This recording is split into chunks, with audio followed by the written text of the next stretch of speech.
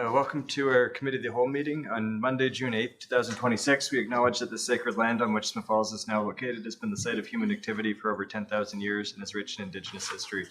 This land is the ancestral and unceded territory of the Algonquin and Anishinaabe Nation. We are grateful to the Algonquin ancestors who cared for the land and water in order that we might meet here today. We're also grateful to the Algonquin people for their contribution in the making of the Rideau Canal, which runs through Smith Falls. We're mindful of broken covenants and the need to reconcile with our relations.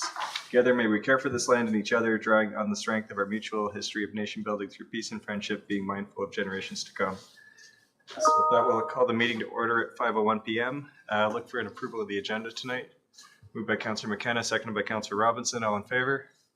It's carried. Any disclosure of pecuniary or conflict of interest? Seeing none, we'll look for an approval of the minutes. Moved by Councillor Brennan, seconded by Councillor Robinson, that the minutes of the May 25th and June 1st, 2026 Committee of the Whole meetings be approved as circulated. All in favor? Carried.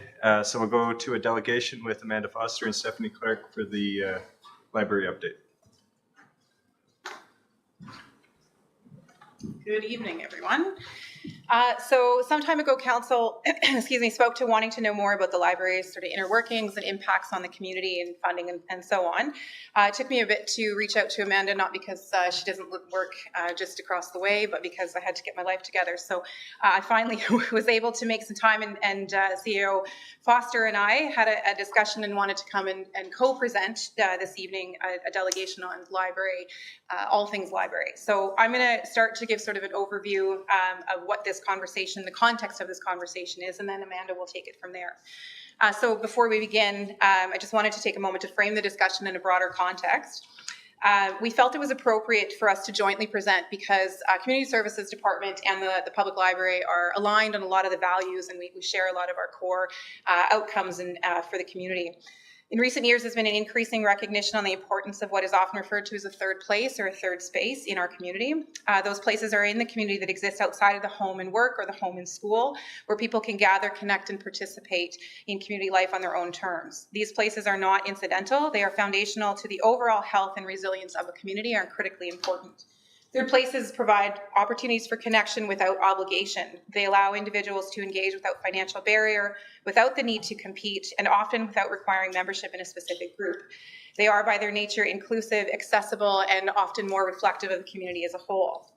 In municipalities such as ours, recreation and sport are often the most visible and well-understood examples of these spaces, the rink, the infrastructure around the parks, and so on. While they play an essential role in promoting physical health, fostering social relationships, and building community identity, they are certainly not the only third places for folks, and they are part of that broader ecosystem. A complete and healthy community must provide a range of opportunities for engagement, recognizing that not all residents connect through sport or structured recreation, and the needs and preferences evolve across the lifespan. Children, youth, families, working adults, and older adults all interact with community spaces differently. Ensuring there are accessible, meaningful options for all residents is both a service responsibility and a strategic priority. This is where we at Community Services feel the public library plays a critical role in our community and across the country. The library is one of the few truly universal institutions within a municipality. It supports early literacy, lifelong learning, provides equitable access to information and resources, and offers a safe, welcoming space for individuals to gather, which I think our own public library has absolutely nailed. The staff are fantastic. And it offers a place for reflection and engagement. It contributes not only to educational outcomes, but also to social connection, inclusion, and overall community well-being, which has broad health-based impacts on individuals in a community across the lifespan. From a governance and service delivery perspective, the library occupies a unique and important position. While the library board operates as an independent entity under provincial legislation, its work is closely aligned with the broader objectives of the municipality, as we are all aware. The library is primarily funded through the municipal tax dollars, though not solely, and its services are delivered to the same residents we collectively serve. Recognizing the shared responsibility, the town, Community Service Department, and the Library Board have established a memorandum of understanding, as again we're all aware, with clearly outlined roles, expectations, and areas of collaboration. This framework supports both the independence of the board and the accountability required of a publicly funded service while reinforcing a common objective, the health and well-being of our community. In that sense, the library should not be viewed as a separate from municipal service delivery, but rather as an integral component of it, complementing our investments in recreation, parks, facilities, and community programming, and ensuring a more complete and inclusive network of services. When we consider the long-term vitality of our community of Smiths Falls, it is this network, these interconnected spaces and services that ultimately define our success. And with the context in mind, it's my pleasure to turn it over to Amanda Foster, the CEO of the Smiths Falls Public Library, to present on the work of the library, its impact within our community, and its direction moving forward. Hi, everyone. Yeah. So we're going to start off on the first slide is on some common myths. So we hear these a lot and, they're really not true. So the first one is, I don't like reading, the library isn't for me. So a lot of people, associate the library with books and that's where they think it ends, which by the end of this presentation, you'll realize is not the case at all. And we definitely encourage reading. I think there are books for everyone, personal opinion, but I also realize that not everyone's a reader yet. So we do offer a lot of other things that current non-readers may enjoy. So we offer programs. For example, that picture is one of our adult craft programs, which has been quite popular. So far, it's been all women, but men are very, very welcome to attend. So, if any of you are interested sometime. So we offer things like that. We also have parks classes, museum passes. We actually have 2 new ones quite recently. So now we have Fort Henry and Upper Canada Village we added within the last few weeks. So if you want to go there, we've got a pass, 2 adults, 3 children, completely free. And then we also offer things such as streaming music and film. So again, you don't need to read to enjoy these things. So I'd say that's definitely a myth. Plus, you can always just come to the library and sit down. This time of year, maybe you want to sit in the air conditioning because, your house is too hot. That's an option too, of course. So myth number 2 is my children have grown up, so my days of using the library are behind me. And I was always surprised at how much I've heard this, but I've heard it at every public library I've worked at. People seem to just assume, hey, it's a great place for children, but it's not for adults, which is crazy as, seniors are some of our, biggest users of the library. But, it's a good reminder that it's lifelong. So we have things from babies all up until, you could be 100 and come. I don't think anyone's quite that old, but we probably have people that are 90-ish that are, still coming to the library. We don't actually track exactly what the maximum age of a user is, but it's, it's for everybody. So myth number 3 is there's never parking near the library. So I think with this one, it's about thinking outside the box a bit. For example, bike night last Wednesday night, we had several people be like, oh, we can't, there's no parking. I go and I look at the back window, Elmsley Street, there's 4 spots along there. They're all empty. So, think of parking back there, or think of coming, a Thursday evening, there tends to be more parking on Beckwith Street then. So if you think outside the box, there often is parking, and if you're able to walk, a walk isn't a bad thing. I live a 4-minute walk from the library and there's plenty of parking on my walk. So, that's something else to think about. And myth number 4 is I have mobility issues, but the library is inaccessible. So I will be honest, there was one particular case where someone could not fit into the lift, which is unfortunate. But it's been a single case. So in every other instance, people have been able to use the lift. So I think that's important to remember because we'll see comments on Facebook fairly regularly where someone's just like, the library is inaccessible, full stop.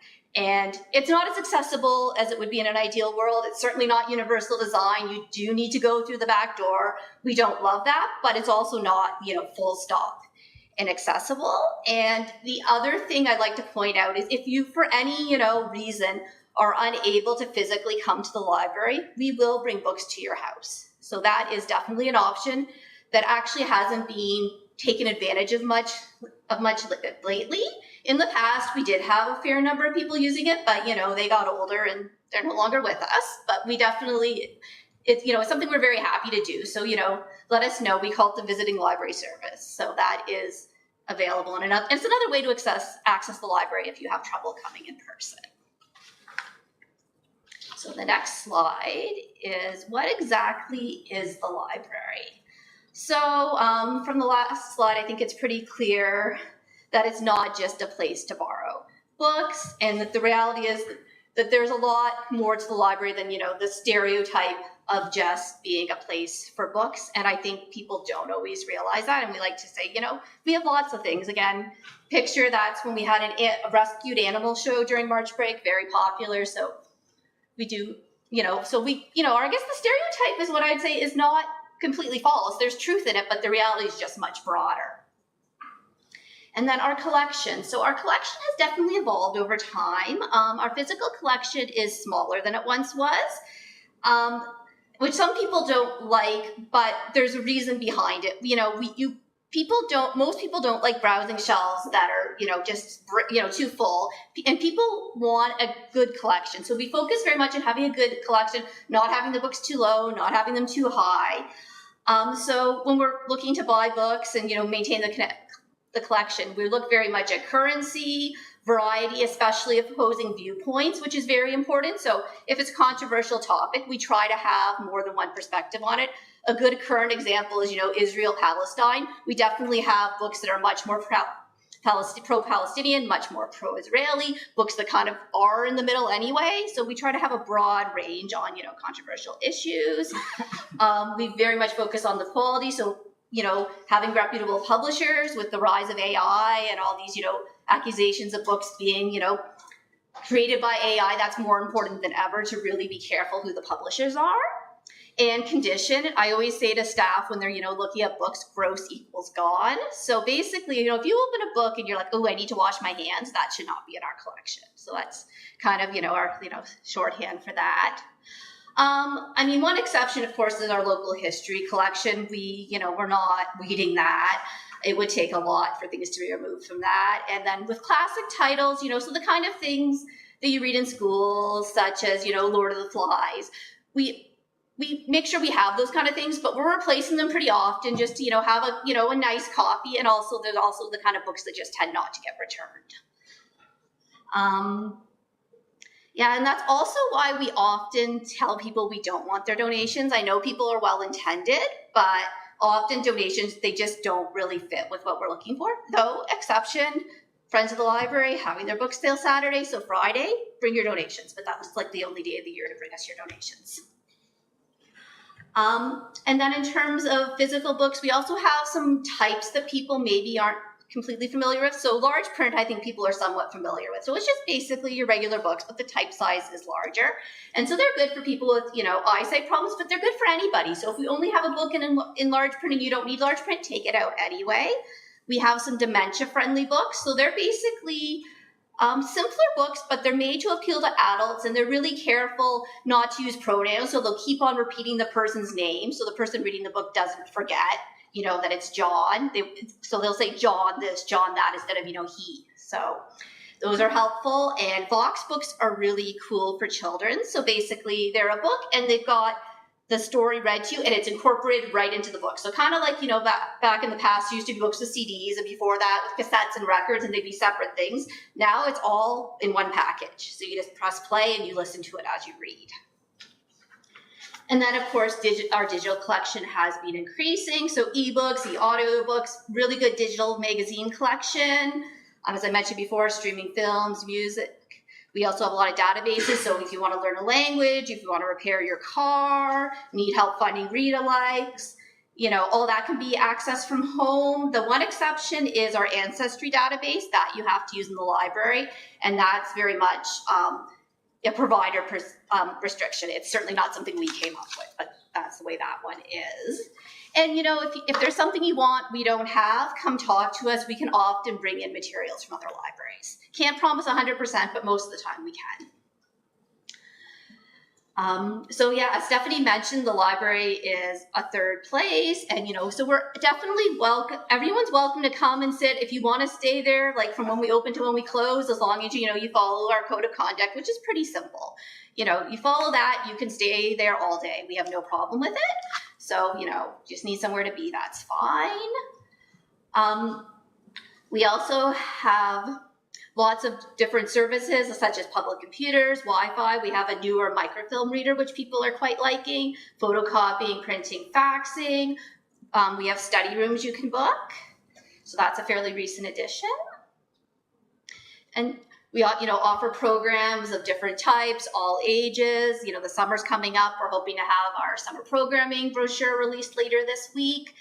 And basically with our programs, we do want things to be tied to literacy, but we take literacy more broadly than you might think. So it might be, traditional literacy, but it might be numeracy, it might be equal literacy, it might be financial literacy. It could be any sort of literacy where if you're learning something, it's worthwhile. So yeah, we're always willing to have discussions about expanding programs. So if there's something that you think we should have, come talk to us. We'll see if it's viable. A lot of times the issue is people say they want programs and then no one shows up, but we are willing to try new things. And then free, I use that in quotation marks because obviously, as Stephanie said, we are funded mostly by the town. About 90% of the budget comes from you. So, there's obviously a pretty big cost. But when someone walks through the door, at that point, it's free to them. We're not, again, with a few small exceptions, we're not asking them for any money.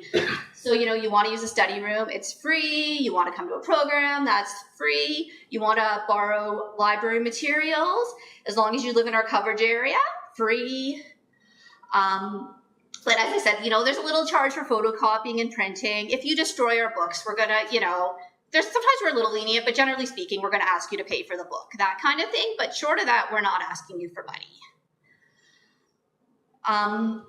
So another benefit too is we're kind of a part of the sharing economy in that there's a lot of savings. So if a book gets used by a whole bunch of people, that's much better value than everyone spending $30 and buying the book by themselves. It also is environmentally much better than, a book being used once. So when we get rid of a book, well, maybe it's being used 20, 30 times by the time we get rid of it. So, that's really good in both of those respects. And lastly, people tend to see the library as just the building, but as you know, we were in the temporary location for quite a while, and we still existed there. We'll exist if we go to somewhere in public. You can visit us on our website. So we're more than just the building, though the building is, what people think of us as. And then the next slide, the value of public libraries. So the social return on investment, so that was calculated for 2023 at $4.63 per $1 spent, and we talked about that previously, but I thought I'd highlight that again. We do plan to calculate again for 2026 once we have the data, so that'll be sometime probably early in 2027, just because the last few years have been really it's hard to compare when you're, closed a bit because of moving and you're in a temporary location. Like the numbers just aren't that comparable. And then the other thing is there was a study published called The Impact of Public Libraries by CULC, which is the Canadian Urban Libraries Council, just earlier this year. And I thought it had some really interesting findings. There's lots of studies, but I think this one's, it's Canadian and it's recent, so it's quite interesting. And basically, they came to four main conclusions. So their first conclusion was libraries matter to individuals, communities, and society.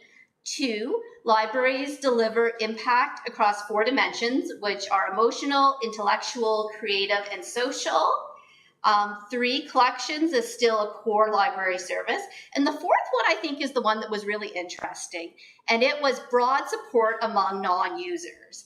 So they found that 70% of non-users believe that the library is one of the most valuable resources a city can offer, and 83% agreed that it is good for children to have a relationship with their public library.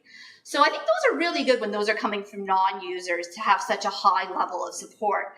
I mean, we wish these people would come in person because I think the best thing you can do to support the library is come. You don't have to come every day, but if you could come once a month, borrow a book, say hi, we'd appreciate it,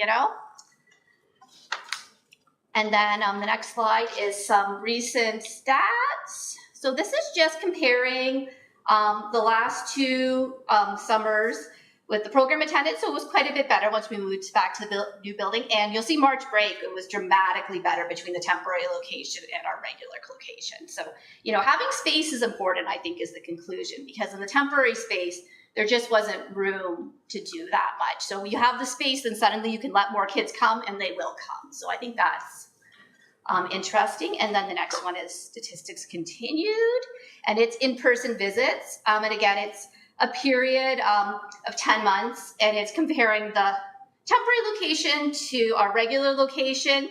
And I didn't go past March because, again, it's hard to compare when there was a lot of closures last year. We just, the numbers, the percentage increase is huge, but it's not really, a fair comparison. So anyway, we had quite an increase, you'll notice, between the 2 years. And then the next one is our physical and electronic circulation. So again, they were both up. The electronic circulation depends by the month, but physical circulation was up, for every single month during that period. And again, I think, you get the bigger collection, you have the building, it makes a difference. There definitely were a lot more people coming back. And then the next slide is challenges. So this one's a little less fun.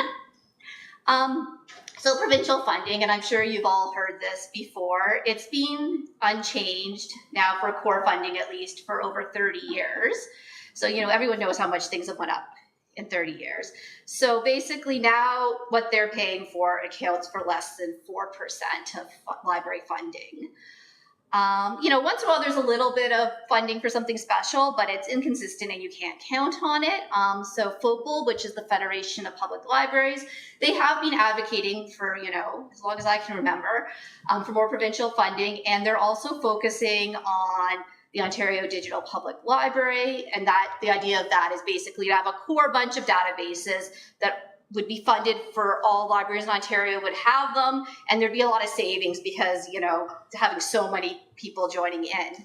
So that would be good. Who knows if it will happen, but at times it has sounded promising.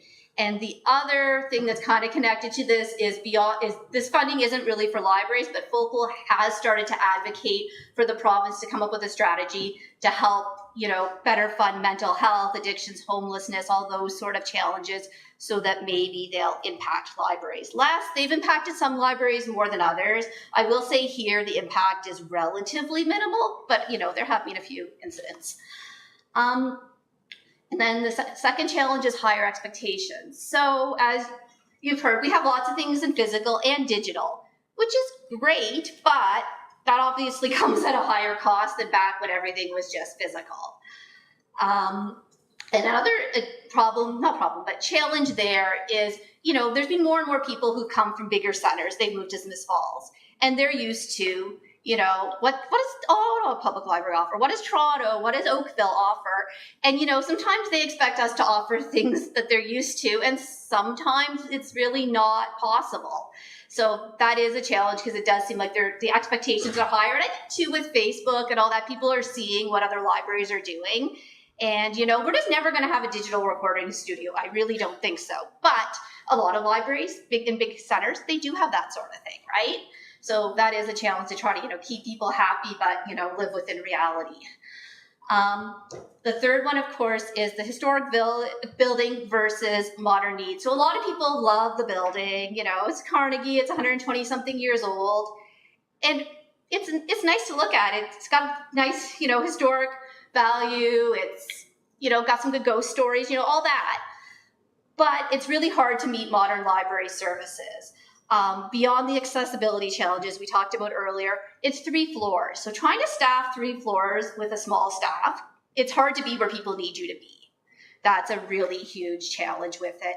Like the columns, beautiful, but it really limits where you can put things, right? We're really lacking in wall space to, put up certain things if we want to advertise. So there are a lot of challenges to, meet what, modern library services are.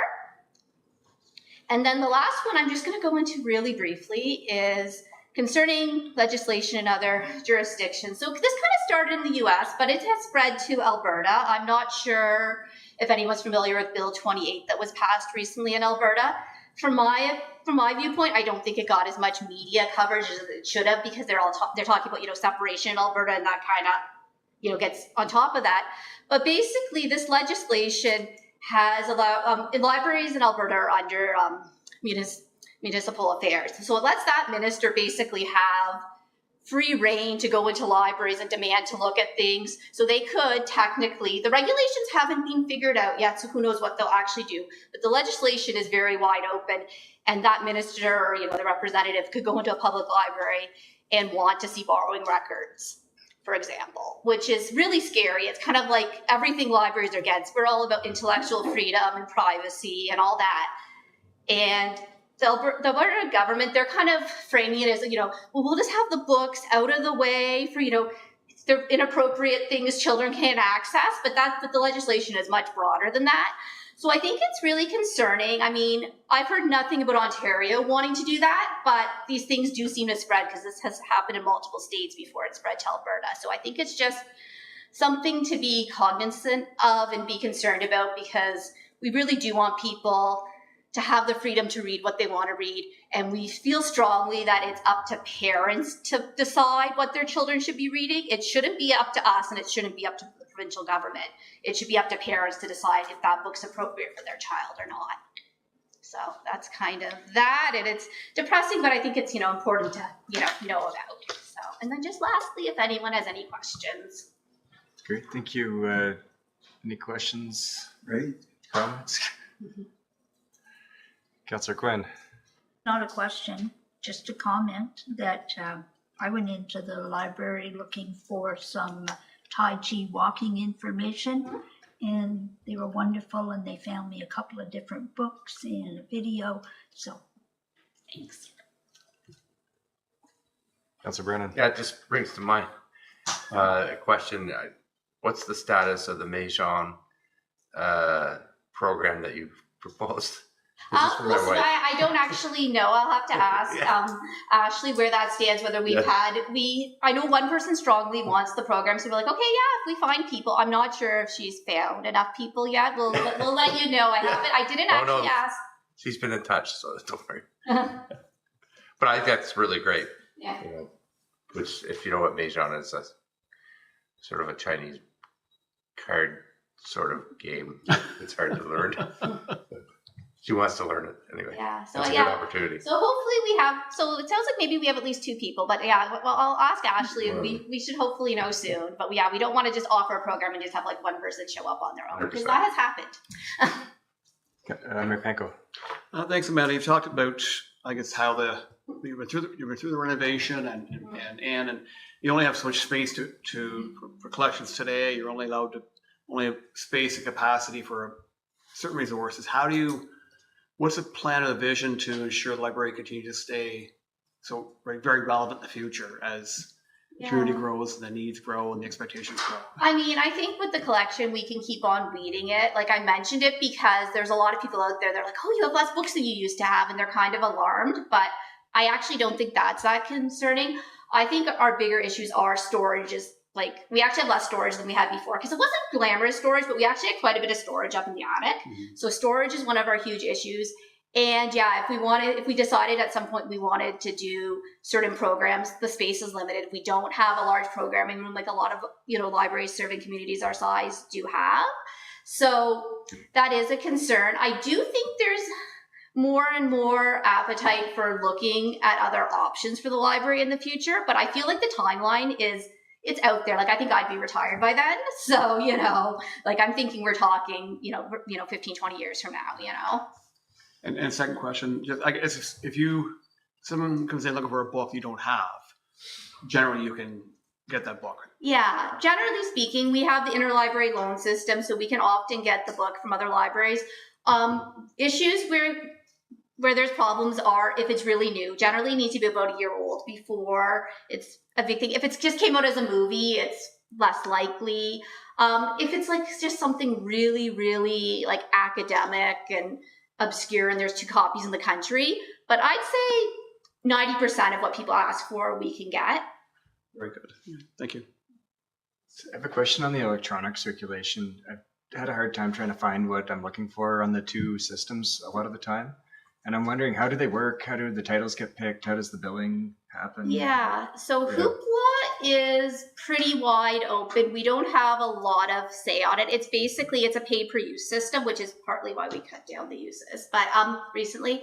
So basically, the collection is open, but we can restrict things. I have made a few restrictions in that we don't have the AI titles in there. So they have some AI generated titles. They're not available to our users. There's a few price caps in there that just the very expensive items aren't available, but otherwise it's pretty much what Hoopla offers, we offer.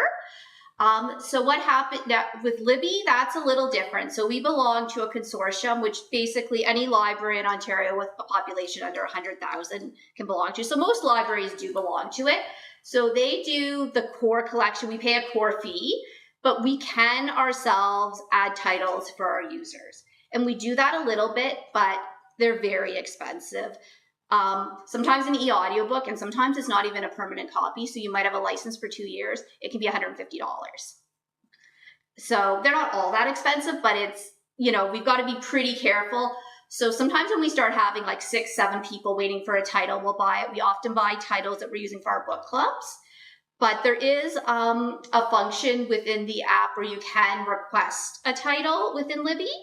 So if you like search and it's like, you can, put it as like, trying to remember, they changed the wording, what exactly it says, but basically you can say you're interested in it. And if it ever gets purchased by either the consortium or us, you'll get an email saying it's available. Cool. And what's the reason the ebooks are so much more expensive than Publishers? I think what it is basically with like copyright and everything, with books that happened before, no one tried, it's always been, you can buy a book, you can just stick it in the library. There's a lot of, it's publisher restrictions.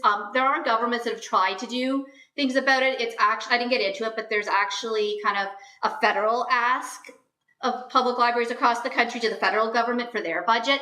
And one of the things is trying to come up with, more of a fair, affordable way for ebooks with publishers.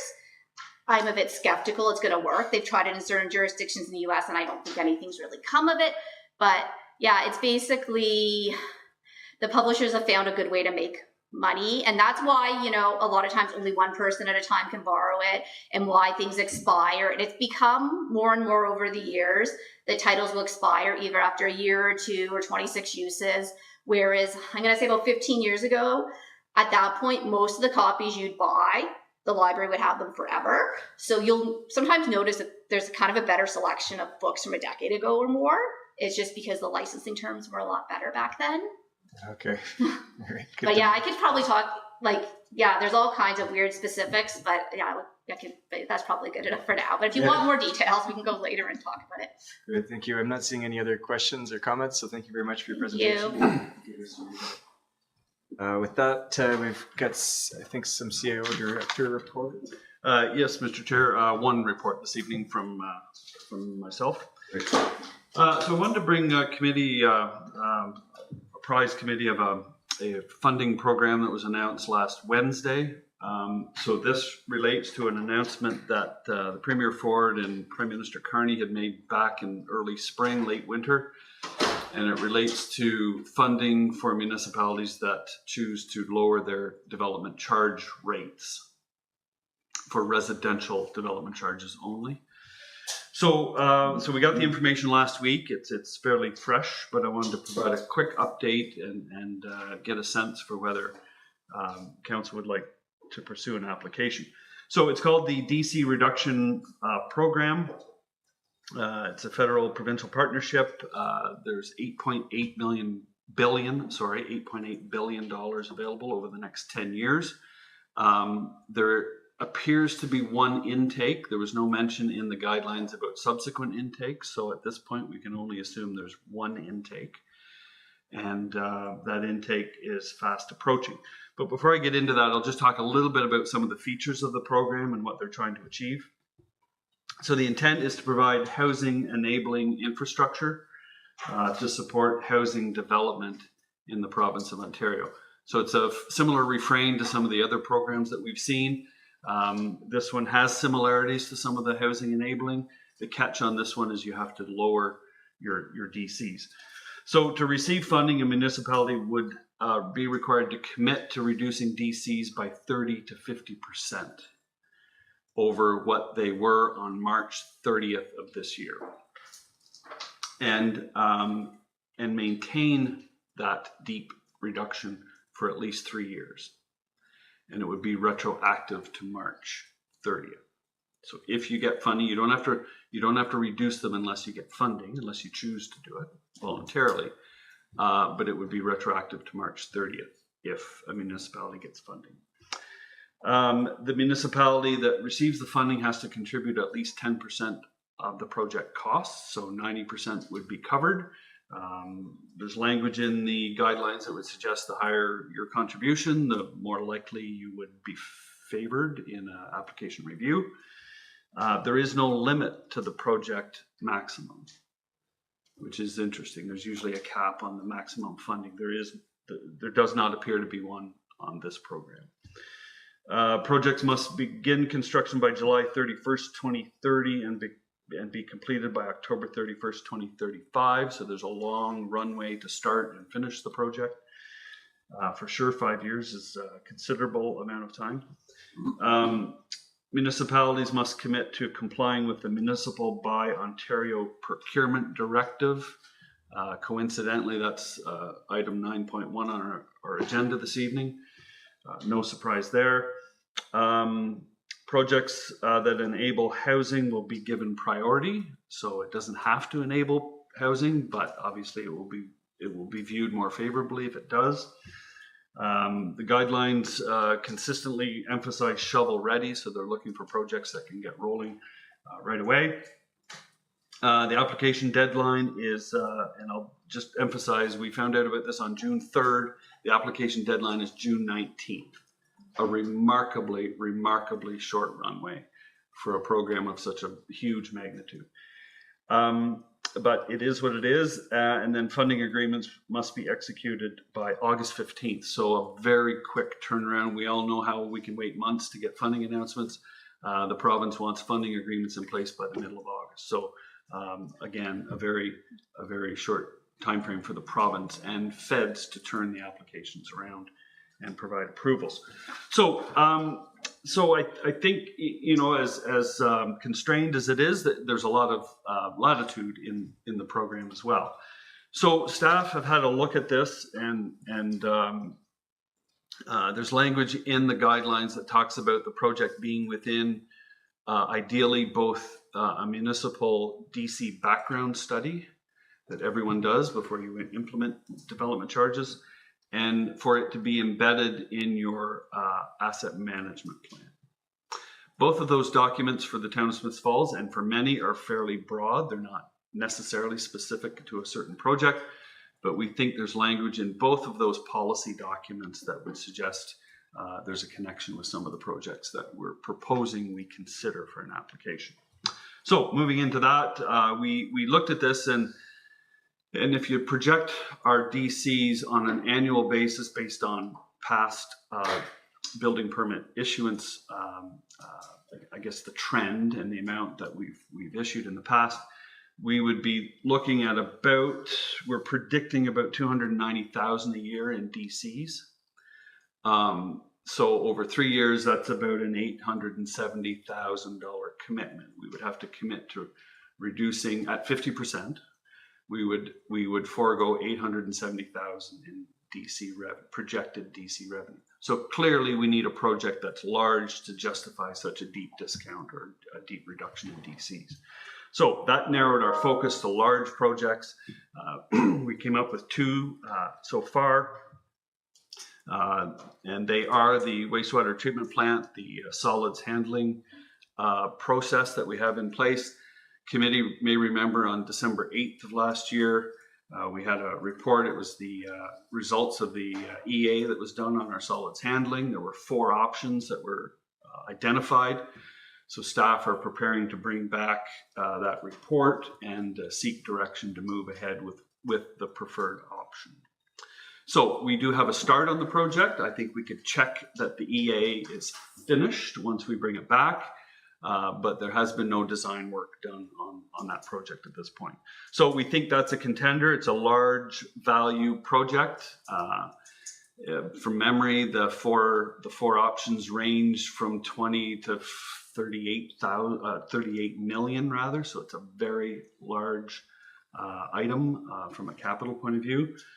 And we think it might be appropriate for this funding program. It certainly exceeds the DCs we would forego if we chose to reduce them. The other one that we brought up as a potential project is the Regional Recreation Facility project. It's probably more or equally in its infancy in terms of approvals, but we do again have a report this evening that would advance that project. It fits the criteria, the broad kind of eligible projects for the funding program. In that it is a DC eligible expense. So they've mirrored in the guidelines for eligible projects that would appear in a DC background study, and this is one of them. I think candidly we might have a difficult time articulating how this project would increase housing, since that seems to be the focus of the funding. But I think we could make a case that it provides quality of life services that would attract people and therefore drive housing. So I think there's a housing element to it, but probably an indirect one. So those are the two that we think are strong contenders. So I wanted to at least have an initial conversation this evening. If there's interest from committee in pursuing an application, we'll bring back a report and a recommendation next week. We need to act quickly. The 19th is not that far away. And we think we could fashion an application for one project before the 19th. So I'll stop talking and answer any questions. Great, thanks, CEO Morris. I'm seeing nodding heads. Councillor McKenna. Thank you. So if we did apply and it was turned down, do we still get to keep our DCs? Yes. Through the chair, yes, you would only be required to reduce them if you sign a funding agreement. Councillor Brennan. Yeah. So you mentioned the solid waste, which would be, this for argument's sake, $30 million. And then we would be on for 10% of that if we were approved, right? Through the chair, a minimum of 10%. Minimum. And you mentioned that, and I saw in the letter, they're looking for shovel-ready projects, and yet they're turning it around on August 15th. So technically, or in reality, we don't have a shovel-ready project that would fit that. Is that correct? By pure definition, that is correct. There's a few uncertainties in the guidelines. They didn't define the date at which the project needs to be shovel ready. Ostensibly, it's June 19th, but we're trying to get confirmation if shovel ready means on or before July 31st, 2030. Yeah. Right. Okay. Through the chair. Yeah. So I was going to say, I don't know if you have a shovel-ready project now that you're not going to start till 2030, but I don't see any. I'll ask you if we're going to be foregoing $800,000 in DCs on a $30 million project, and then we're still going to gain, and we'll be on the hook for 3. It's still a pretty good deal. So if my question to you is, in your opinion, is it worth staff time to get on the horse and get an application in? Yeah, great question. The answer to that question would be a lot easier if we knew there would be a subsequent intake. But in the absence of any evidence, we have to assume there's only one intake. Right. So I would say we should get in the queue. I would agree. Thank you. Yeah, I would agree. I mean, nothing ventured, nothing gained. I mean, if we put the time into getting the report completed, we advance the projects that could be eligible. We end up with essentially potentially foregoing very modest amounts for very significant amounts. And if a project isn't selected, then we're not beholden to reduce the DCs. Now, the byproduct of reducing DCs, I guess, is certainly it might stimulate more housing in the community as well, even though our DCs are pretty small in contrast to most places. So, no, I think full steam ahead. Let's get a report ready, get an approval, and see what we can get. Councillor McKenna. Thank you. Again, is there any indication? It obviously advantages a larger, more sophisticated municipality with lots of resources. They've got a whole team. They can say, get this ready. We have very limited resources, great expertise, but it's limited. So that it's a little bit unfriendly to smaller municipalities, I'm speculating. However, if if the larger, if let's say 40 or 50 projects get going, does that free up some capacity in the other programs that we apply for that we're not competing with? Would we have a better shot on those other intakes that we're more used to?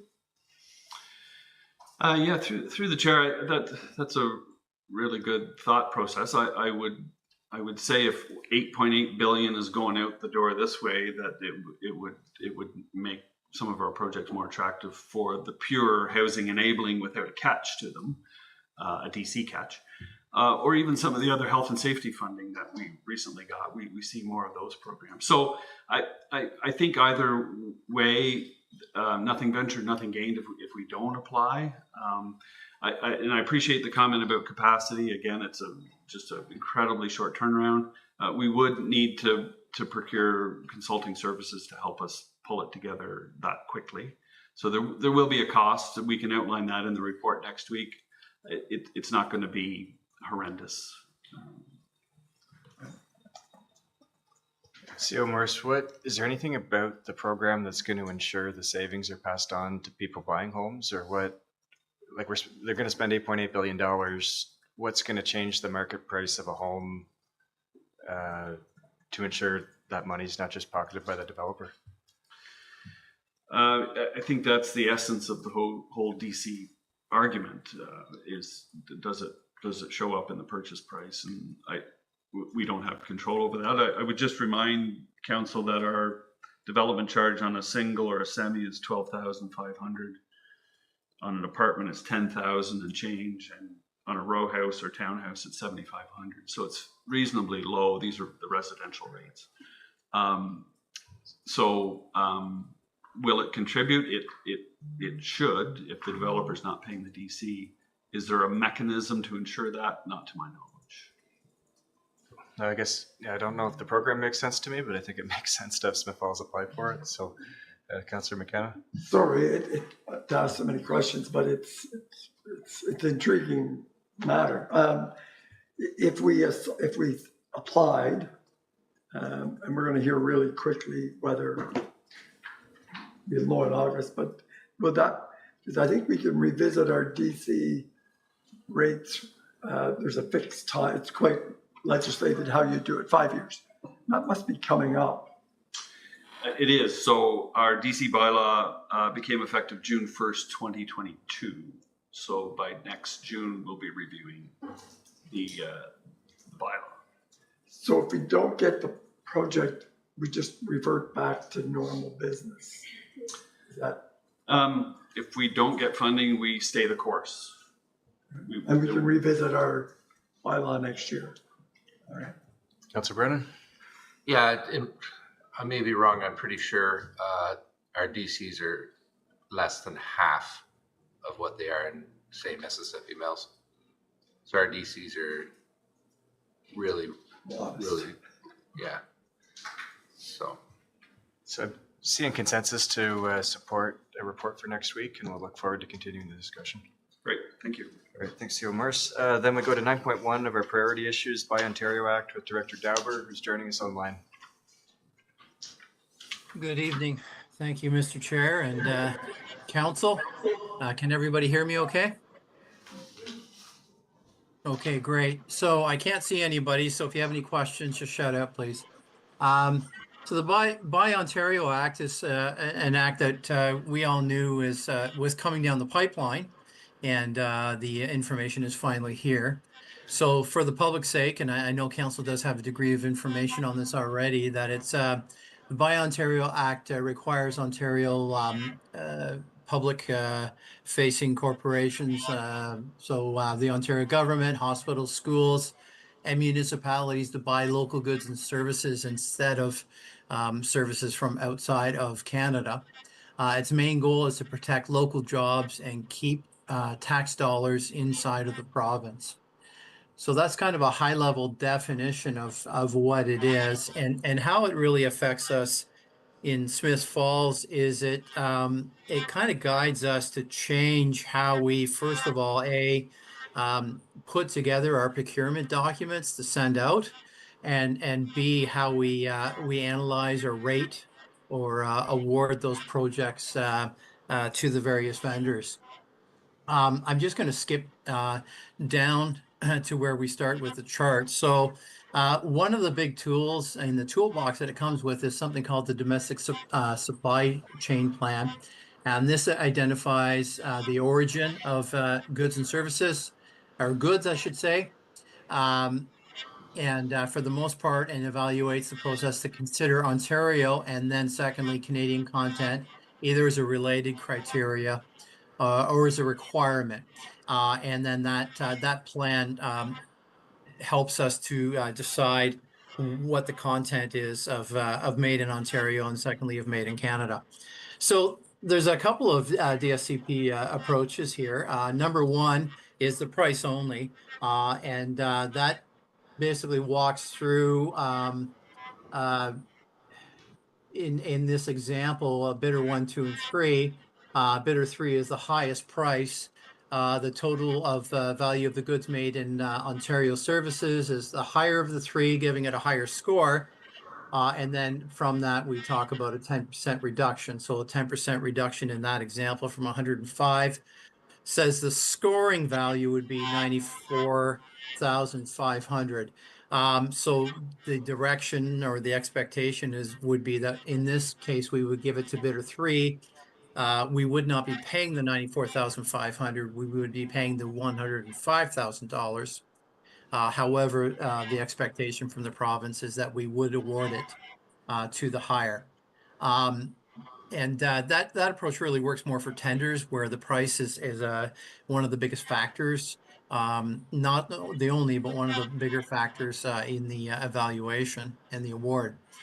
In the second example, it gives a rating factor, and this is more like an RFP where there is a ranking system. And in this one, it works in a similar fashion where the bidder that comes in with a higher value of Ontario made gets a higher score, gets a 10% advantage when the municipality is scoring it. So that's for capital. The two main areas are capital construction, capital purchases, and then the other would be vehicles, light vehicles. And that distinguishes two different areas. One is the Made in Ontario vehicles, of which there's some examples there of specific models that are actually made in Ontario currently. And then the other is the Ontario vehicle producers, which comes back to that formula which has been presented to council before, which meets the proposed threshold of 1,500 annualized jobs across Ontario in their activity, leaving a 1,500 job footprint. And there's some examples of manufacturers that would meet that criteria. So overall, it's a way that the Ontario government has the expectation that we're going to keep business, we're going to keep money, and we're going to keep tax dollars within Ontario. There are certainly some risks that we'll get to in just a minute, but there are also some exceptions in this. And these are fairly important. One exception is the cost impact. So applying the directive, if it increases the project cost by more than 25%, then there is an exception.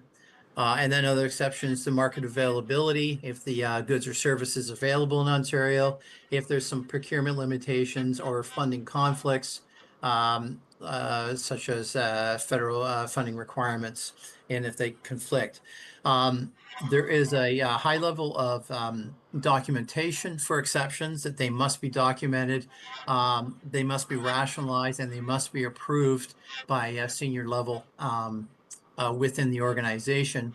And then down on page 5 of 6, the reason for that is that there will be provincial monitoring and compliance. So there needs to be record keeping for the DSCP. There is a provincial review authority, basically an audit. We can be audited to make sure that we're complying with this directive. There's a focus on transparency and consistency, and the province can require changes if non-compliance is identified. So as I mentioned before, there are certainly some risks. One of the first and probably most obvious would be the potentially higher procurement cost due to this directive.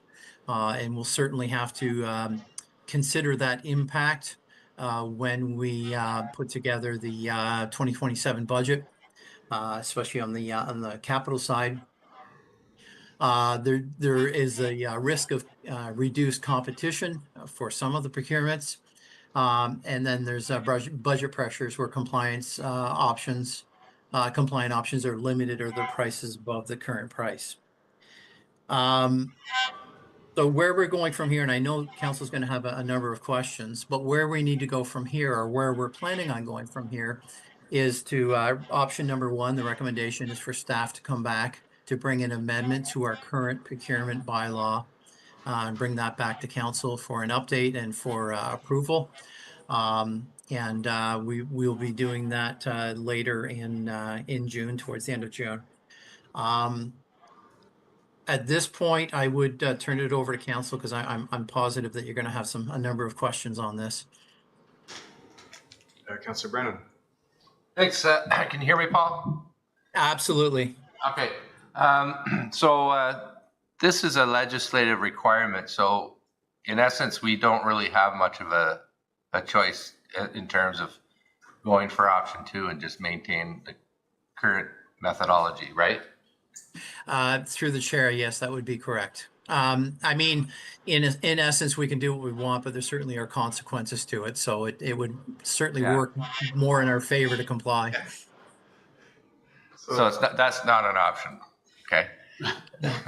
But I guess I'm going to support updating the procurement bylaw. I think it's if it really, I'm just wondering if the province is going to hopefully look favorably. I don't imagine there's going to be any municipalities that are not going to update their procurement bylaw. So hopefully, I support the idea, the notion of supporting our Canadian businesses, and I'm wondering if there's going to be certain times when Director McMunn needs a piece of equipment that it's just not going to work to get it in Ontario. That those exceptions can be made, but other than that, I support updating the bylaw. Thank you. Richard Dubber, are there any optional or discretionary portions of what you're proposing, or do we have to? Is the legislation black and white and it's take it or leave it? Through the chair, the legislation is quite clear. It comes with not only examples of how the procurement is to be evaluated, but it also talks very clearly about provincial monitoring and compliance. And if I could, there's certainly been a question among the treasurers. I'm in communication with a number of the treasurers across Ontario, and the question is, I wonder if there's a possibility in the future of finance grants applications being tied to compliance within it. Please don't take that as a statement. That is not a statement. I do not know that for sure, but it certainly is a question that a number of people who have been in the municipal world for quite a while have asked. But there are, as I said, the only discretion that we have is if it meets the criteria that's outlined, specifically around the availability and the 25% above what the non-Ontario produced product might have. Those are the two most obvious or the most common pieces, and we would have to again make sure that we document that quite well. Mayor Pinko? No, thanks, Paul. Understanding there are two key dates here, May 15th for capital infrastructure, April 13th for fleet vehicles. Do we currently have any tenders, RFPs, I guess any type of blind activity we've issued in recent weeks that are going to be impacted by this? Through the chair, there also is a dollar value to the capital. I believe it's the threshold is somewhere in around it's either 347 or 350. It's somewhere in that range. What we do have above that currently would be the trunk main, the water trunk main. Now that RFP was issued before the information on this directive came through. So we as a staff will have to look at exactly how we're going to evaluate it and ensure compliance, having gotten the information after it had already been released. Thank you. Councillor Robinson. Thanks. More of a comment than anything else. If Big Brother is going to be watching us, then I am going to be supporting the staff recommendation, because not doing what they want may affect us in other ways. So I'm going to support the staff recommendation. Great. Councillor McKenna. Yeah, like Councillor Brennan, we'd want to be buying Ontario whenever possible anyways, and this certainly is a strong motivator to do that. I can imagine the 444 municipalities procure probably billions of dollars. So it has the potential of having a real impact on Ontario businesses and services. What we don't know, or what I don't know, is how much municipalities already do buy in Ontario. So I'm not sure what the impact is going to be, because unless it was in there somewhere, it's not, we probably don't know that. But our little sign in front of us says True North, strong and free, and that's, I'm very supportive of this legislation. I hope it works. It's a very complicated thing to try and do, but I'm in favor, and I hope it really benefits the businesses of Ontario. Great. So seeing thumbs up around the horseshoe, we'll look forward to getting that revised at a future council meeting. And Mr. Chair, if I could, if council is interested in a little bit more information on how it's to be evaluated, I've included a flow chart. That's an example from the province of how we can evaluate it. It may give you a little bit more of an insight if council wishes. Great. Thank you, Director Dauber. Thank you. That, on to 9.2, Beckwith Street Bridges Rehabilitation with Director McMahon.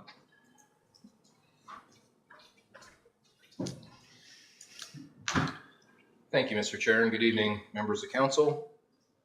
The report I have in front of you this evening was on the agenda for last week, and it was deferred for a week. So there is an error in the first page of the report. States the committee of the whole this evening, when in fact it was last week.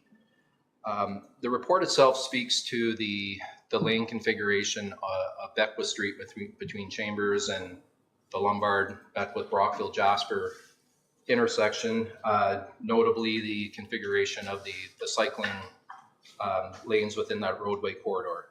So as council's aware, we got reconstruction of 2 of the 4 bridges that cross the Rideau Canal, being the new lock overpass structure and the pedestrian underpass structure, which are the design of that's kind of at the tail end. We're doing some QA right now on the drawings and the tender documents, anticipating tender issuance here shortly.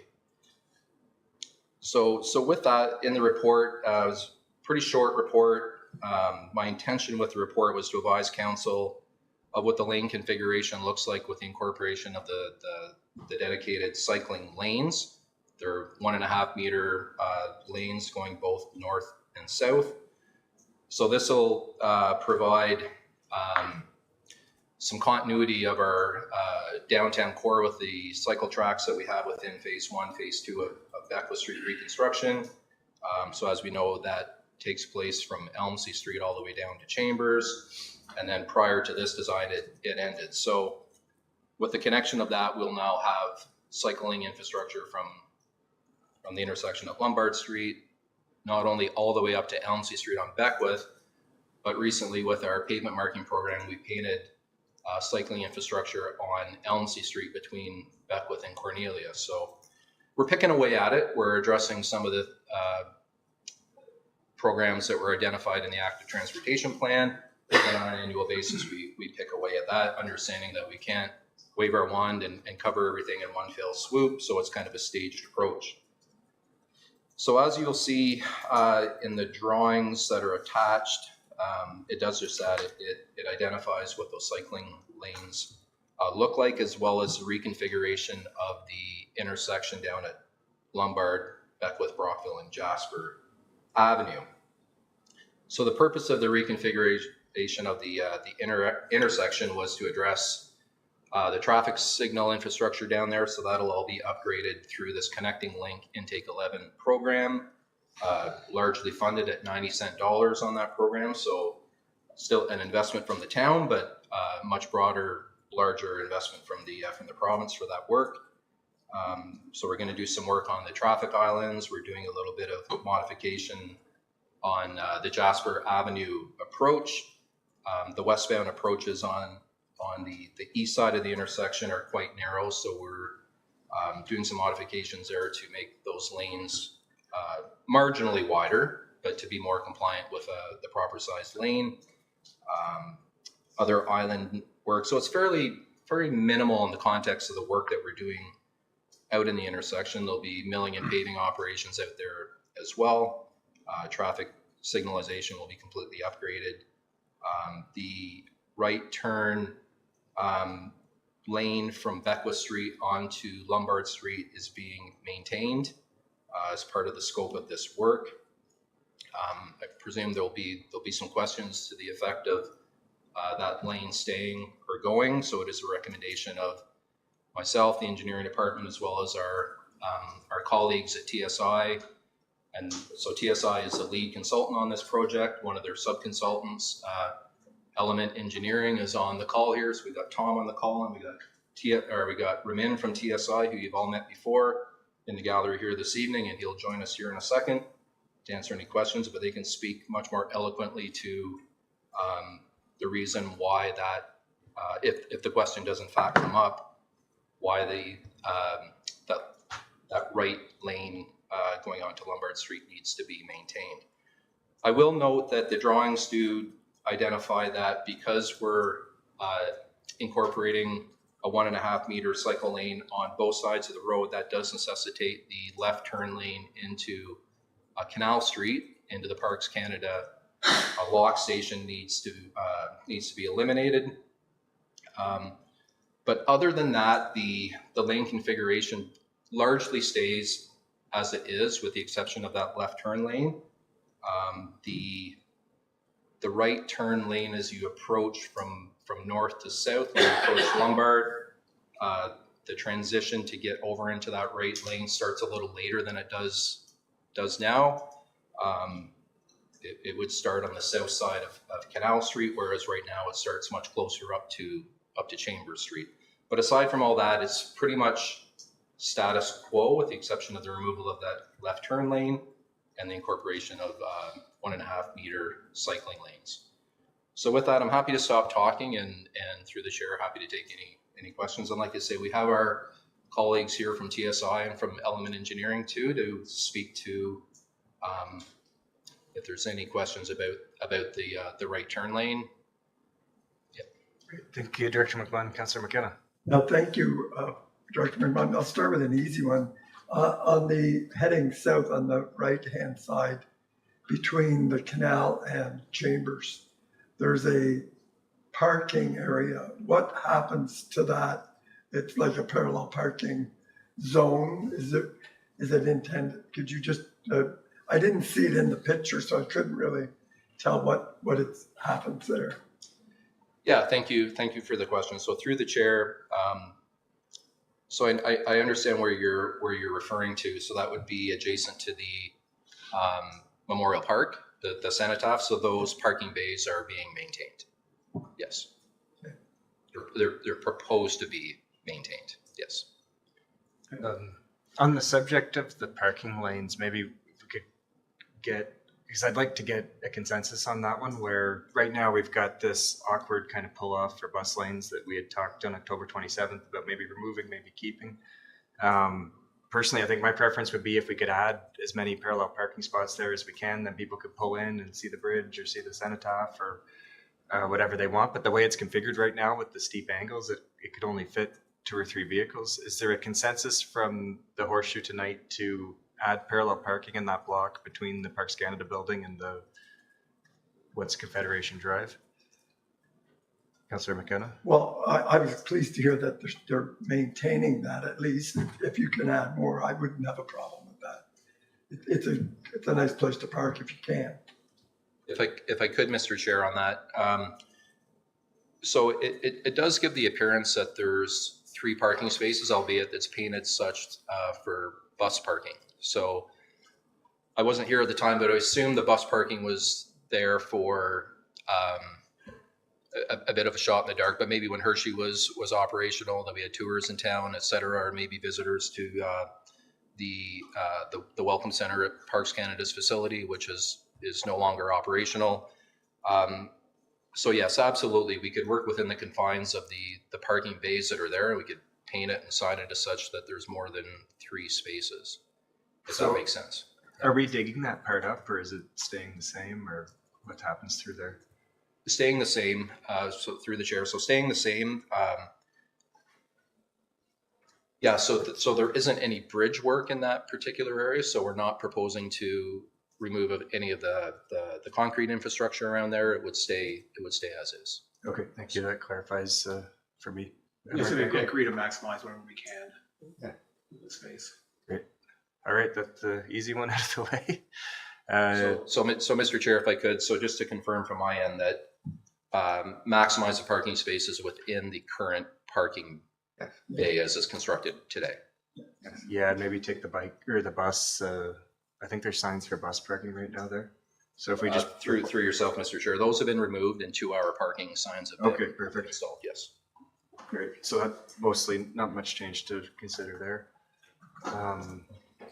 Anybody else? Well, another relatively easy one. On the Jasper Avenue heading west, I think your explanation was that both of those lanes would get a little wider. And I agree that it is a bit of a bottleneck there. So that would make it. And then all of the lights will be smart, like the ones out on Lombard Ave. That intuitive, they'll pick up the traffic in real time. And correct. Yeah, so there will be a microwave system there incorporated into the intersection. Terrific. One more thing just to note on that through the chair, the light standards, the poles for the traffic signalization, the mast arms, the heads and everything will be black in color, not dissimilar to what we have in the downtown core. So it'll be an extended flow, if you will, as you go across the bridges. Everything will look congruent, I guess, as you come down Beckwith Street and head towards Lombard. Okay. So another easy one. I hope. Again, this is a bridge reconstruction. It's not about the surface only. So we haven't talked a lot about what that impact on traffic and the timelines and where's the closure, how much work underneath. Is there a short answer to that? Not to steal Ramin's thunder, but I think I can answer the question. So it is in fact a rehabilitation. It's some structural work that we need to do to the underside of the bridge. There's some bridge deck repair that we need to do. So all the asphalt surface needs to be milled off on those 2 structures. Some isolated spot repair of concrete. So not dissimilar to what MTO would do in terms of rehabilitation work up and down the 401. So no, it's not a bridge replacement. Reinforcing of the underside of the soffit, where some cracks have been identified, and Ramin can speak more eloquently to that if council wishes. So no, to answer your question, it's not just a surface work we're doing here. There'll be new expansion joints, new waterproofing on the bridge deck, new asphalt, new sidewalks going across those sections, new barrier walls. So the 2 bridges that we've done, the Old Lock and the Stone Arch Bridge, you'll notice it has a very different look and feel and style of barrier walls. So these 2 bridges will be exactly the same as that, with metal black railing on top, so it'll look kind of homogeneous as you go across the bridges. Be traffic closed in one direction or some kind of light support while that construction's going on, or? Through the chair, we have provisions in the contract that the contractor will have to stage it such that there's 2 lanes, 1 in each direction at all times. Yes. Correct? Yes. Great, thank you. Mayor Benko. Yeah, thank you. And I was going to ask about the barrier wall, but it's great to know it's going to be consistent all the way through the stretch. I guess let's get into the conversation regarding that free-flowing right turn lane. We had an accessibility advisory committee meeting here last Tuesday. I think you've received some feedback on that and some concerns about the current configuration and of course if the configuration is maintained. I read the note was circulated earlier, and I guess and obviously safety is of critical importance, and I guess love to hear a little bit more about the rationale that it's actually safer for accessibility with the existing configuration than it would be if it was if the lane was removed, we had a regular right turn lane onto Lombard from Beckwith. Yes. So before I turn it over to Ramin and Tom that are on the call there to speak to that, I just want to emphasize that with the right turn lane being maintained, we're still in the process of looking at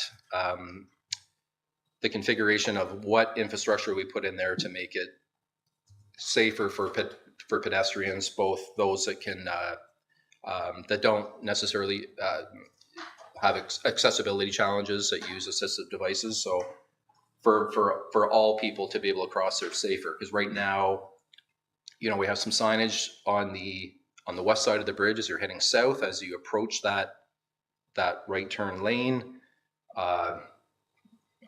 paraphrasing here, but I believe it says something to the effect of hidden intersection ahead or pedestrians ahead.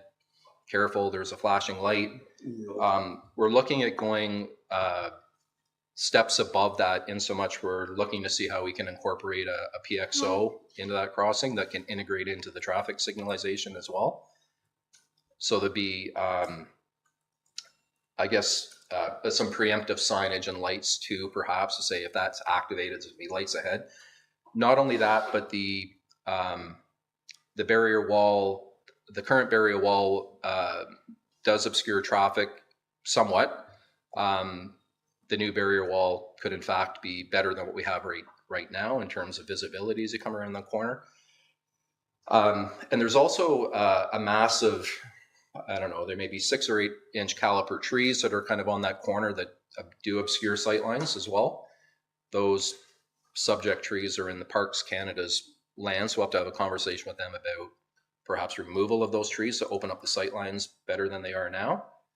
So all that to say is we haven't turned a blind eye to how we incorporate safer crossing on that ramp, understanding that we're doing putting new islands in. As you'll note, a couple of years ago, we did some work on Lombard Street where we put a sidewalk down the north side, did some improvements within that island at Beckwith and Lombard, like the first around that corner. We did some improvements there as well on the island for pedestrians, right? For accessibility issues, we made the ramps easier to get across. So again, kind of a staging scenario, but of course that stuff will all come out and then we'll implement this project to make it safer yet. So all that to say is conversations are still ongoing in terms of how we implement a PXO into that crossing. And I would suggest maybe that the crossing gets pulled ahead a little bit, if that makes sense. So farther up into closer to the bridge, as long as when we cross, we still have real estate, if you will, on that island to, like we still need 1.5 meters on that point, if that makes sense. So all that to say, we're still kind of playing around with it to see how that can be. Okay, so I'm interested in hearing more about it. And I guess do we have any evidence, accident data through police of any pedestrian interactions or inappropriate interactions with pedestrians and vehicles there over time? Because I mean, like I can say, it looks like I know going through there quite often it's a bit blind, and you do have people who are if they're moving faster than they should be, and people are the pedestrians can't see very well if cars are coming until they're almost stepping off the curb. And I find even myself, you're looking over your left shoulder as you're going through there to see if there's traffic coming, because you got a merge right in front of you. Because the merge is actually fairly short, so I know that merge will be extended to give people more room before they would be merging into the traffic on Lombard. But again, I think it's just the primary concern is safety of pedestrians, especially people who require assistive devices. And so I get, yes, Ramin, I'd be interested to hear more about what you've done here. So with that, I'm happy to turn it over to Ramin from TSI, and Tom, like I said, Tom's on the call as well. So. Yeah, through the chair. Thank you very much, Council, for accepting me tonight. Yeah, we appreciate the concern that has been raised through the Accessibility Advisory Committee. We reviewed those comments back in November and December last year. TSI, as part of the ongoing design that we had for these two bridges and the approaching roadways, we received assignment from the town staff to look into the specific issue. Being very specialized subject, we retain services of Elements Group. Tom Grace from Elements Group is with me tonight. He's the senior traffic senior traffic analyst with me, and he looked into the traffic data that we had, some Q analysis, etc. The overall finding of that high-level analysis, and again, I emphasize high-level analysis that we did at the time, suggested that retaining the existing channelized lane would result in an overall safer scenario for both pedestrians and traffic flow. Obviously, that was a high-level analysis based on certain assumptions of traffic counts and pedestrian counts using that cross-section, which was clearly outlined in our report.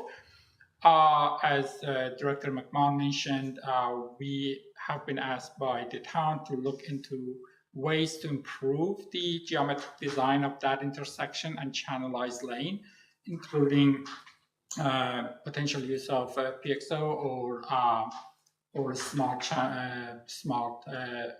island in that area to assist with the case and to increase the safety of pedestrians using the case.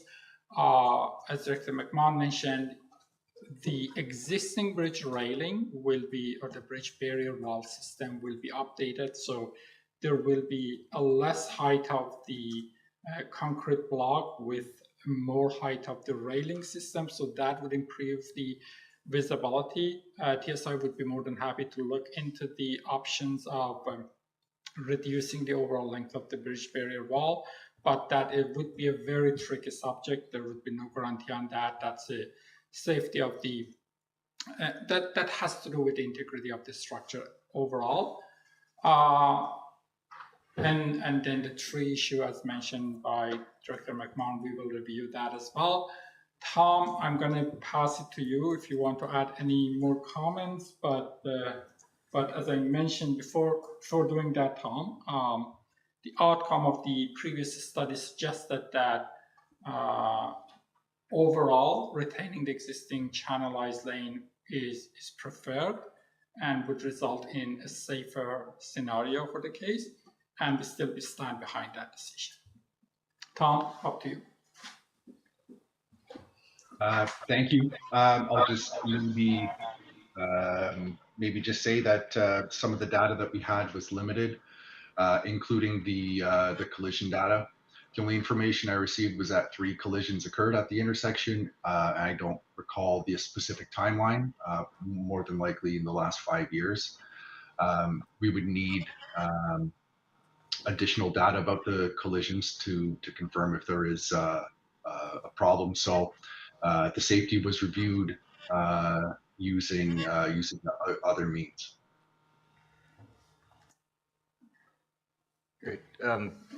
On the safety question, I guess I've got a first question of, with the technical memorandum, it's been stamped by Ramin, the technical analysis has been done by Elements. Who's assuming the professional responsibility for the work? Both Tom and I. Tom is the analyst. He's a PNG in that, and then we as the lead structure, as the lead consulting engineer, we stand behind it as well. But they have not stamped their analysis. We can have that stamped by them as Okay.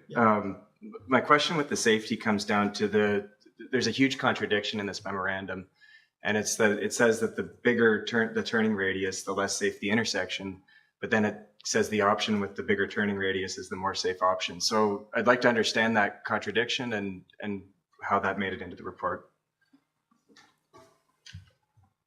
Tom, you can answer that. Again, this was a high-level report. Can everybody hear me okay? Yep. I'm sorry, I'm getting some feedback. It was a high-level report.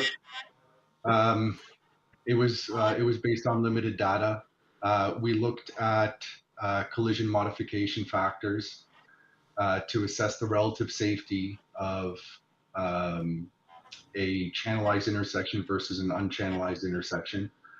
Unfortunately, there's nothing specific to address pedestrian safety through the collision modification factors. So I did find some information in a technical paper which spoke to the radius of the channelization. And I think it just comes down to shortening the crossing distance for pedestrians. So this is where I get frustrated, because we've got this stamped report that says that this recommended option is safer. Is it safer for vehicles? Is it safer for pedestrians? Who is it safer for? Because it's everything I've ever read says that the shorter the turning radius, the safer the intersection. Yes, that's correct. So maybe I can provide some clarification on that. The technical memorandum clearly says that the option of retaining channelized lane would be a safer option than eliminating that one. At the same time, the same report says that based on the study that Tom mentioned, there could be a potential for improving the safety by reducing the radius of that channelized lane. These are two separate things. So keeping the channelized lane as opposed to removing that would be a safer option. That is the outcome and recommendation in the technical memorandum. Then the technical memorandum concurrently says that there will be a room for improving the safety by reducing the radius of that channelized lane and modifying the island. Is that clear? Well, it's not clear why the channelized lane would be safer than a unchannelized lane to begin with. Well, now it goes back to the second question that you have, whether it's going to be looked into from the safety of pedestrians crossing that intersection through the island, or the overall safety of the intersection, including the potential collisions due to the passage of the truck traffic, etc. So by removing that channelized lane, we're essentially forcing the truck traffic to use a larger radius to turn right on that intersection, which must potentially result in additional collisions down the way. So the truck traffic coming with the curvature, etc., it's always safer to use a channelized lane, passing through this without having to stop, without having to encroach into the side lane for the safe turn to the right.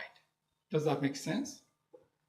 I guess if it's truck safety is the priority. Well, we have two factors. We cannot, like when we are looking into the geometric design of intersection, we have to look into both the pedestrian safety as well as the overall safety of the traffic vehicle or use as well. Councillor McKenna? So I'm assuming that, and I might be wrong, that the Accessibility Committee didn't have those additional information about sight lines. I like the idea that the barrier in the wall can be, because it is a barrier, can be improved. Perhaps those trees with a chainsaw could be removed and improve it. And then, as you say, either a pedestrian crossing light or reconfiguring this a little bit so I'm not sure the Accessibility Committee had all of that information last week, but I wasn't there, so. Well, I think it's important to note that the accessibility committee wasn't officially consulted on this project, Right. which I think is incredibly frustrating because the whole reason we have an accessibility committee was phase one of Beckwith Street. There was accessibility concerns, we had delegations, and one of the deliverables was we made this committee. So following our discussions with phase two Beckwith Street, where we removed the free flowing right-hand turn lane, we've got an intersection that's safer. We've got an intersection that effectively passes the traffic. All of the variables point that was a very successful implementation that makes it a lot easier for pedestrian and truck traffic to cross. I think I don't see the sightline problem solving itself because the way it's been lined up is there's 36 meters in a perfect world of sightline at this corner with a channelized right-hand turn lane. The Ottawa Safety Council's website says you need 45 meters at 40 kilometers an hour to stop safely. So even if we had no railing or no barrier, there'd still be an issue there. And we have traffic that's traveling at a speed limit of 50 kilometers an hour, going into a channelized lane at 20 kilometers an hour. And we're assuming that 20 kilometers is the speed that everybody's going through that. I think just by the presence that we've all seen of the police that will sit there in the summertime catching people, it's an enforcement problem because it's a design problem. So if we could fix that today with the design, and this goes back to October 27th, when it came to committee of the whole on October 27th, we talked about the sideline parking, we talked about the complete streets, we talked about the cycle tracks. It came up again sometime between, I forget because I can't find it on the website, but it came up another time in between then, and now it's coming to us again. Saying that we've got no options. And the only constraint that I can see in the report that leaves us with no options is that we've been told that we can't move the location of the light posts or or a catch basin. That's what's keeping this channelized turn lane in place. So, if we're going to do this intersection right, I would like to see us do it right the first time and not have these problems be perpetuated for another 50 plus years. When we look at the traffic analysis, it says that a 60-meter queue is in the 95th percentile of traffic. The way it's been designed based on my measurements, because it's not dimension great, there's a 75-meter queue right now based on Google Maps and correlating with what's being drawn in. This is working at Lombard and Abbott. It's working at Beckwith and Elmsley.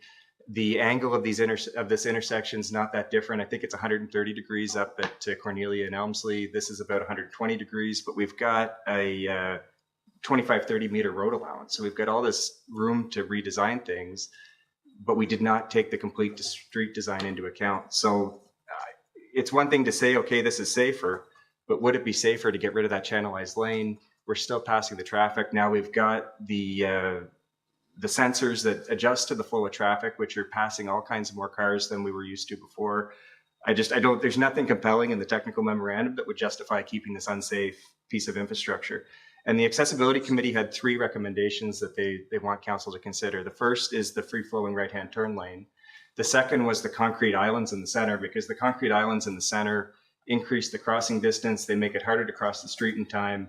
They make it wider than it needs to be, and it makes it more like a road than a street. So it pushes it towards cars than pedestrian or cycling infrastructure.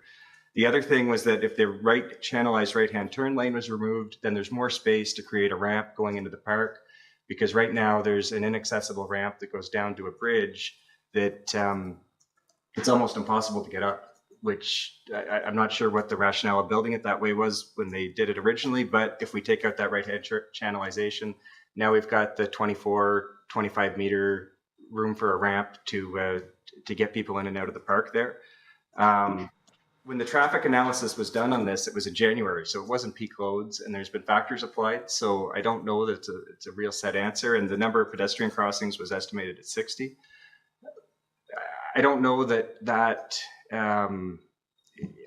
who knows what's realistic, because if this was a safe place to cross, which the consensus of the accessibility committee is it's not, I'm sure we'd see more people crossing there because it connects a huge section of town to our waterfront and our parks. So, for me, I think we need to go back to the drawing board in this. If we're serious about these policies, we're serious about consultation with the accessibility committee.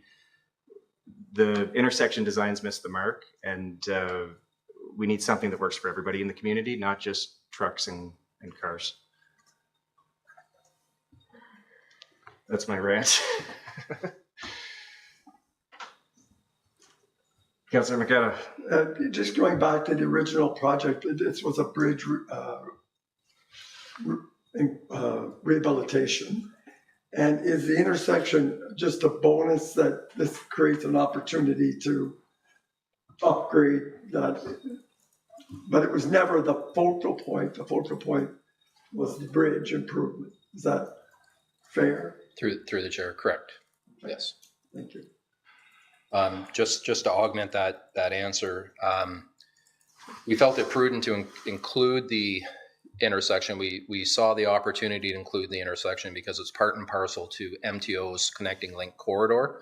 So we recognize an opportunity there that, based on 90-cent dollars in funding, that we could garner some additional funding to make some improvements in the intersection, notably with the signalization, some marginal shifting of some islands, the center islands and whatnot, to identify some improvements. Right. When I say that, I'm more so speaking with as you approach on Jasper, when you approach from the east to the west, that we noted that before, that it is tight there. So we've moved some islands over marginally to garner some additional space within the roadway corridor to make those lanes a little bit wider. Not only that, but we've shifted the sidewalk on the north side on that east quadrant as well to garner some space there as well. Councillor Brennan. Yeah. So this report is just an information report for us. I guess if we banged our fists on the table loud enough, we'd be able to make changes. But what is the timeline in terms of tendering and construction? This is a summer project for us. Through the chair, we're starting to get a little bit long in the tooth in terms of where we'd wanted to be at this stage of the game to get this to tender, to secure contractors so we can get to work this summer and through the fall. We got to be cognizant of the fact that we're over a federal waterway, being the Rideau Canal. We have restrictions on when we can do work on the underside of either of those two structures, being respective of the navigation season. So we have restrictions with that. So when we're not able to work underneath them, we work up top and vice versa. So we do have a requirement that this funding be used by March of 2028. So we have a somewhat fairly narrow window. So we are interested in getting, quote unquote, shovels in the ground, getting this project underway this summer. Okay, through the chair, I appreciate my colleagues' comments, and I appreciate the concerns. In my view, and from what I've heard from the two engineers here who do this work as a career, I'm satisfied that there's going to be some safety improvements to what is there now. And if we're talking about a PXO, if you're going to lengthen the lane into the merge, I think that is an improvement. I think that when I hear and get advice from engineers, who I am not an expert, and so I'm satisfied that this is the safer option, and I look forward to it getting done. Mark Panko. Just before, I'll come back to this one in a moment, but look at the crossings themselves, especially the one going from across Brockville Street, at the southern end of the intersection, as well as the one going from Brockville over to the traffic island, are a bit of an odd angle, which just seems to make that crossing distance longer than if they were more of a right angle. And just going back to the Accessibility Advisory Committee meeting last week, another piece of feedback we had was the challenges that people with mobility devices have in getting across a street with the current timing. And when I look at the configuration here, can those crossings be shortened a bit, or is there a reason why they are the angles they are at?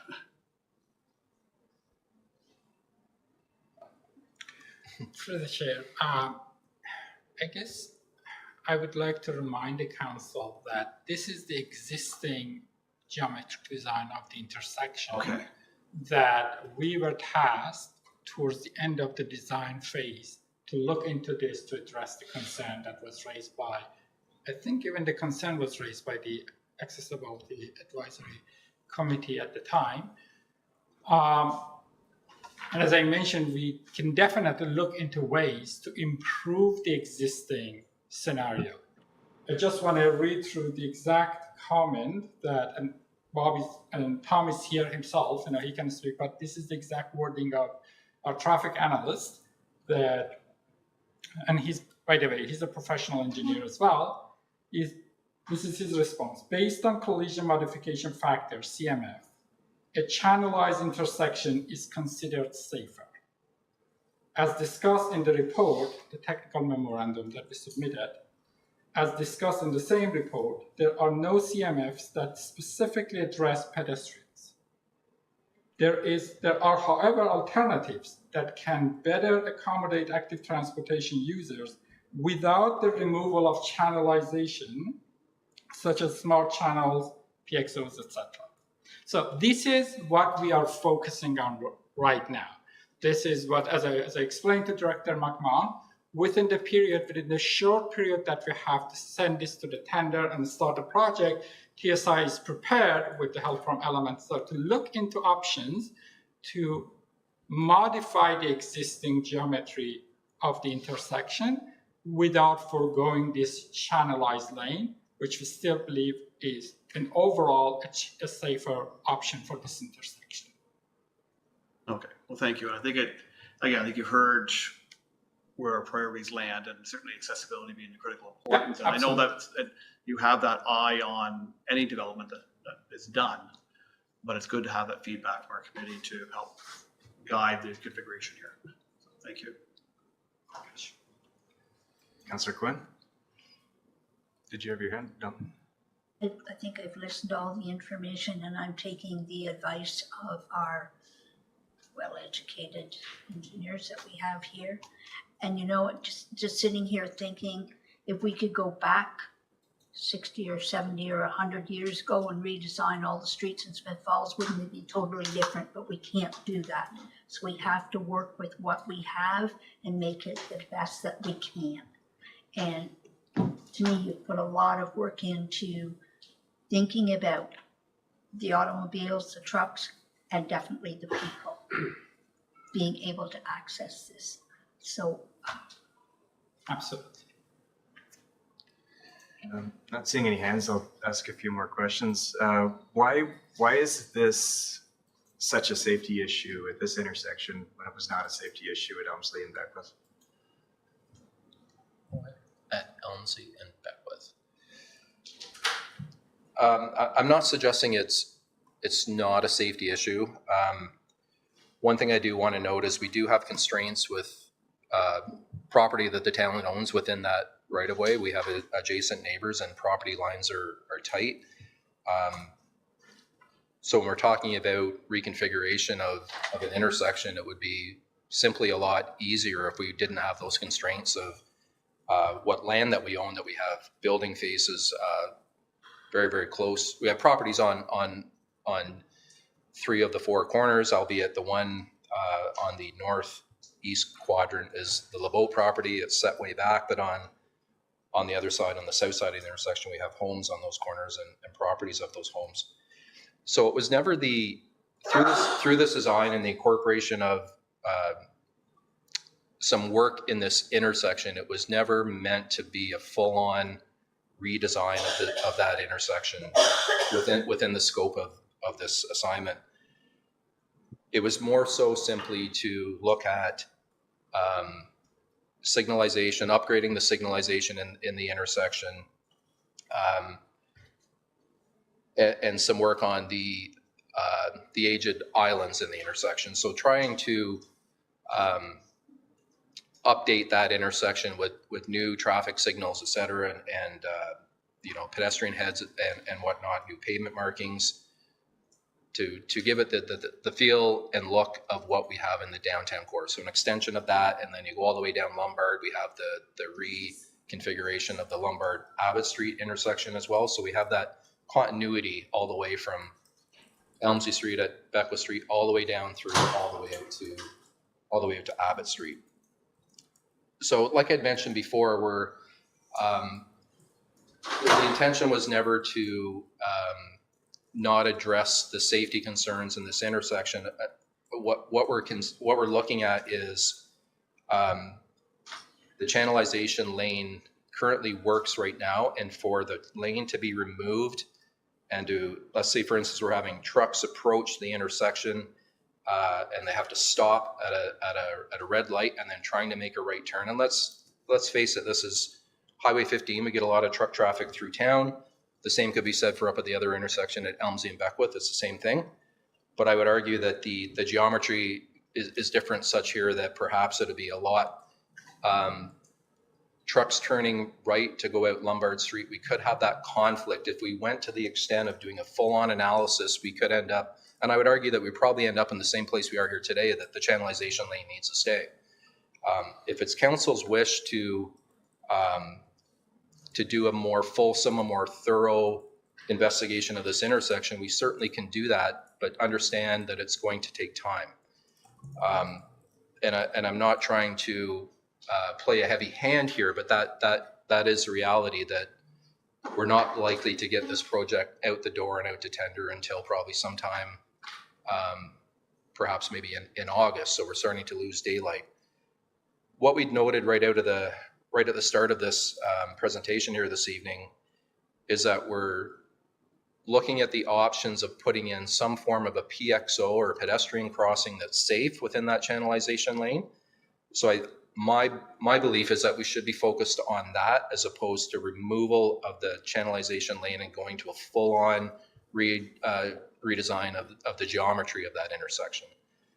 In my humble opinion, and again, I'm not a traffic engineer, but I would argue that in all likelihood, we're going to be back to the same result that we currently have there right now, and we'd be looking at some type of a PXO system to get people across the channelization lane. Would be my simple opinion. So, anything to add to that, Ramin? To be honest, I cannot comment because I was not involved in the previous study. So, if you want my professional opinion, I have to go through that study and compare all the assumptions, etc. It's not my position to comment on the other study. I can focus on the study that was done by Fox. I think, Councillor Robinson. I just want to throw my 2 cents. In my opinion, like, we have a limited number of routes that are available to move traffic efficiently through this community. And this intersection plays a very important role in maintaining that flow. And I do understand about safety considerations, and I realize that you guys are trying to address that, and PXO might be a good way to do it.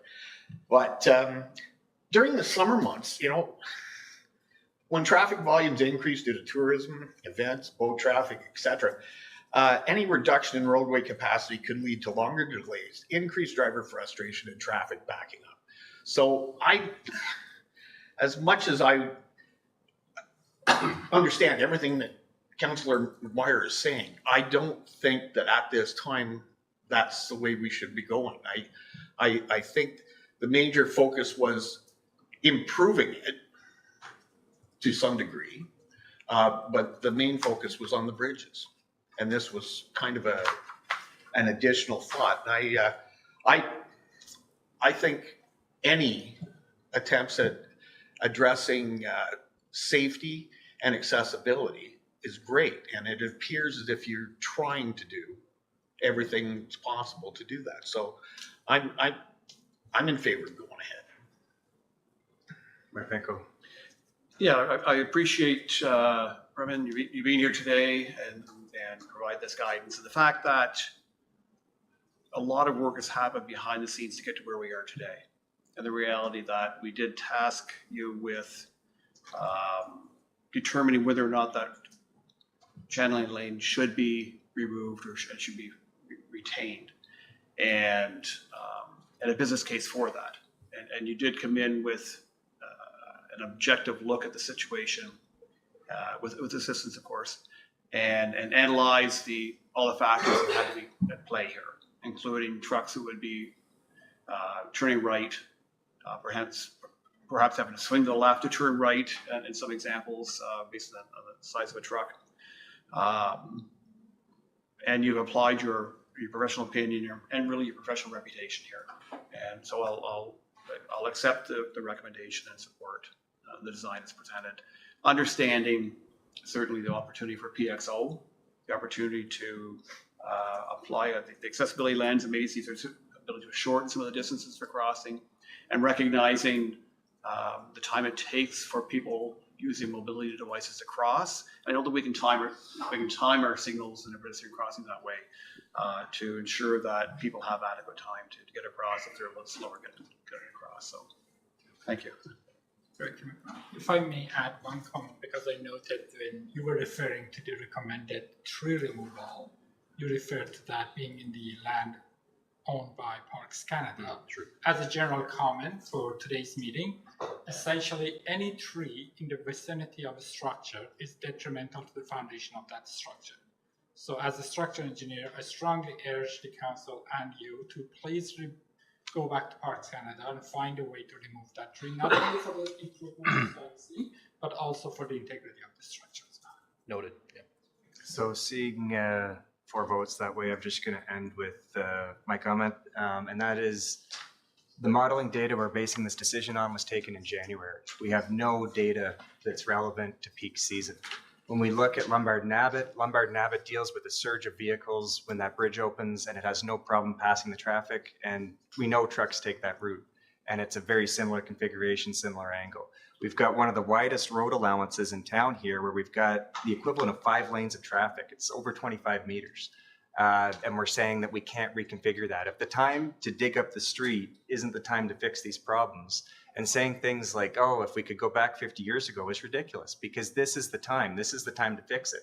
And we've fixed it every other time when we've done something on Beckwith Street. Now tonight we're deciding, no, we don't need to consult with the accessibility committee. We don't need to listen to the pedestrian safety because we're concerned about trucks and we want to get trucks through this corner. Nobody's been able to explain why it's unsafe for trucks. It's unsafe if maybe you've got the island or the configuration, but we've got this huge road allowance on the Lombard and Beckwith side. So it makes no sense to me from a design perspective. The safety argument's convoluted. Taking down that tree, the tree's never blocked my view. It's always been the railings. So I see no, it's just extremely disappointing result. So that's all I've got to say, I guess. It's I don't understand how when council can give direction, which we've given since October 27, 2025, the first time this came up, we can get to a point like this where we're at 90% design and then we're going to change our minds and go along with, like, who's driving the ship here? It's frustrating. So if there's no other comments, I guess we'll move on to 9.3. All right, thank you, Director McClellan. Thank you, Ramin. We've got 9.3, bring your own alcohol with Director Clark.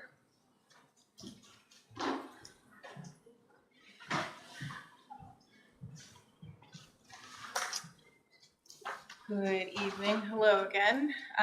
This evening, I'm back right now, bringing this report forward on behalf of Clerk Costello, who obviously is not here, unless you look very different. But so this report responds to recent provincial regulatory changes that now permit municipalities to opt into a framework allowing attendees to bring and consume their own alcohol at certain outdoor public events. These would be sanctioned events. In order for BYOB events to occur in Smith Falls, Council would first need to pass a bylaw permitting alcohol consumption in public spaces and then establish a municipal process for determining which events qualify for designation under the provincial framework. So for clarity, should Council choose to adopt a BYOB process that does not automatically mean that all events are BYOB, the organization would have to apply for that status, and there would be a municipal process that would follow to approve or disapprove of that. However, staff have reviewed this opportunity from an operational, policy, and risk management perspective, and while there may be benefits to some event organizers, implementation would create additional administrative responsibilities, require ongoing oversight and coordination, and introduce increased complexity around public safety, alcohol management, and municipal liability.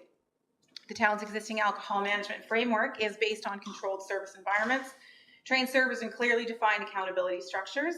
As an aside, a revised municipal alcohol policy will be coming based on the results of this conversation this evening in the next coming weeks. A BYOB model would reduce many of those controls and would require the development of new policies, procedures, and enforcement mechanisms. At this time, staff do not believe the organization has the operational capacity to effectively administer and monitor such a program. As such, the recommendation for council is that this evening is that staff do not proceed with the development of a BYOB bylaw or policy at this time. Should council wish to revisit this matter in the future, staff can return with additional policy options and implementation requirements. Councillor Brennan? Yeah, just short and sweet. I agree with staff's recommendation. I don't think it's a good idea for, and I think that for outside organizations who want to have licensed events, you know, it's to their benefit to get a license and do it, and they can make money. But I don't think it's a good idea to have liquor in the park. Seeing thumbs up around the horseshoes, so I think we've got the direction. We'll see that at a future council meeting. Thank you. Sounds good. And then just as an aside, there is a connected, you have appended to the document is the old municipal alcohol policy. We are waiting on the direction for this evening, so that'll be coming forward without the BYOB in it, a new revised version from June 15th. Great. So we'll go to the dedicated parkland bylaw. I'll just stand right here and I'm back again. This report before you is seeking council's approval of a new parkland dedication bylaw, which is part of the strategic priorities set out by council several years ago. While the town has historically collected parkland or cash in lieu contributions through the development process, we've been doing so without a modern consolidated bylaw to guide those decisions. The proposed bylaw creates a clear, transparent, and legislatively compliant framework that establishes how parkland contributions will be calculated, collected, and reinvested as the community grows. It provides flexibility for the town to accept either land, cash in lieu, or a combination of both, depending on what best serves the public interest and the needs of the park system. More specifically, it allows us in the event of anomalies or incredibly dense developments to ask for additional parkland or seek alternative, aka more parklands, should we choose to do so. Importantly, all contributions collected under the bylaw will be directed into a dedicated parkland reserve fund to support future park acquisition, development, accessibility improvements, trails, playgrounds, and recreational infrastructure. The bylaw also reflects recent changes to provincial legislation. Thank you to Carl Grenke for supporting me in developing an ongoing understanding of how often the provincial legislation changes. It includes exemptions related to affordable and attainable housing, ensuring that the town remains compliant while continuing to secure appropriate growth-related contributions. The ask before council tonight for this report is to adopt the parkland dedication bylaw as presented, which will provide clarity to developers, consistency to staff, and some ensure that growth contributes fairly to the parks and recreational infrastructure, of which I have a vested interest in our community is relying upon. Thank you, Councillor McKenna. Thank you, and thank you. I speak in favor of your recommendation, and also just to acknowledge that another example of where there was policy lacking, and I'm not saying we would wing it, but it was on a case-by-case basis. You're making up the whim of, so in the future, council's whim of a person like myself can't, or staff preference don't. We've got really firm policy guidance around this. So it's another example of getting our house in order. It's a gift to future councils. And I just can't say enough about how important it, and how much work has to go into it, but how important these are to be a professionally run corporation. So I'm very excited about it. Thanks. Thank you. I had a question on the natural heritage aspect of it. That's excluded. What's the rationale of that, or what's the... Well, that is a great question. So the rationale was that that was the advice that I received from the consultant that I was assisting. So we did speak to them about more broadly about that. It also is protected from what I understand under the OP in different ways. So this document works really closely with the OP that's forthcoming. And so there is protection there, but is specifically for how we handle the designation of parkland within the development. So I know that doesn't answer your question fully, but that was the advice that we were given. Does it give us the leeway that if there was a natural heritage feature as part of a development and they wanted to add an interpretive, like a trail or a boardwalk or something, that, like, do we have the leniency to negotiate that kind of stuff, or is it a black and white no? I think the best way to define a really well-structured policy is that it is open to interpretation in the best possible way. So I think we do have that ability to do that. It's also supported again by the OP. So there's a number of different policy pieces that can collectively work to streamline us into doing that. And I'm thinking of a trail that you're probably thinking of also. And so we can make those decisions, and we have the ability to, I wouldn't say leniency necessarily, but we do have the flexibility within the documentation that we have. We can also, if it's not working, go back and refine it as we need it. This is a new piece of new bylaw for us, and I think it would be prudent to take a look at it in a year or two and see how it's been working for us. Cool. All right, I'm not seeing any other hands up, so everybody's supportive. Thank you. Okay, thanks very much. We'll give you a break to go to Mr. McNaughton with the sewer hydraulic capacity modeling study and pollution prevention control plan update. Good evening, Mayor and Council. Through the Chair, the purpose of this report is to seek Council's approval to award the administration and completion of the sewer hydraulic capacity modeling study and the pollution prevention control plan update to SEMA Canada Inc. Council previously approved a combined budget of $360,000 for these initiatives through the 2025 and 2026 budget processes. The sewer hydraulic capacity modeling study is a critical component of the town's long-term infrastructure planning, ensuring that the existing sewer system can accommodate current demands and future growth within the town of Smiths Falls. Additionally, the pollution prevention control plan update will enhance the town's strategy to mitigate pollution risks, support environmental sustainability, and ensure compliance with regulatory requirements. Following a competitive procurement process, in accordance with the procurement policy bylaw, 5 proposals were received and evaluated using a structured point-rated system. Based on the results of this evaluation, SEMA Canada Inc. achieved the highest overall score of 90.31 out of 100, demonstrating the strongest combination of technical expertise, relevant experience, and value to the town. Their submission also presented a highly competitive fee of $145,810, excluding HST, well within the approved budget, and included the added benefit of a nearby office location to support responsiveness in project delivery. Staff are satisfied that the process was fair, transparent, in compliance with all applicable policies. Accordingly, it's staff's recommendation that Council authorize the work to SEMA Canada and approve proceeding with the necessary agreements to advance this important infrastructure and environmental initiative. Great, thank you. Any questions, comments? McGrankle. Timeline to completion. Timeline of completion. If we get things going right now, we're currently doing flow monitoring in the sewer system as well. So as part of our initiative and leading up to this project, we actually purchased our own flow monitoring equipment as part of a grant. We've got that system deployed. So we're currently capturing areas in a lot of the areas where we know there might be some issues. So we've mapped out kind of the north end, the south end, and how all those things kind of meet up to that one point where they flow down by the river and make it their way to the wastewater treatment plant. So if we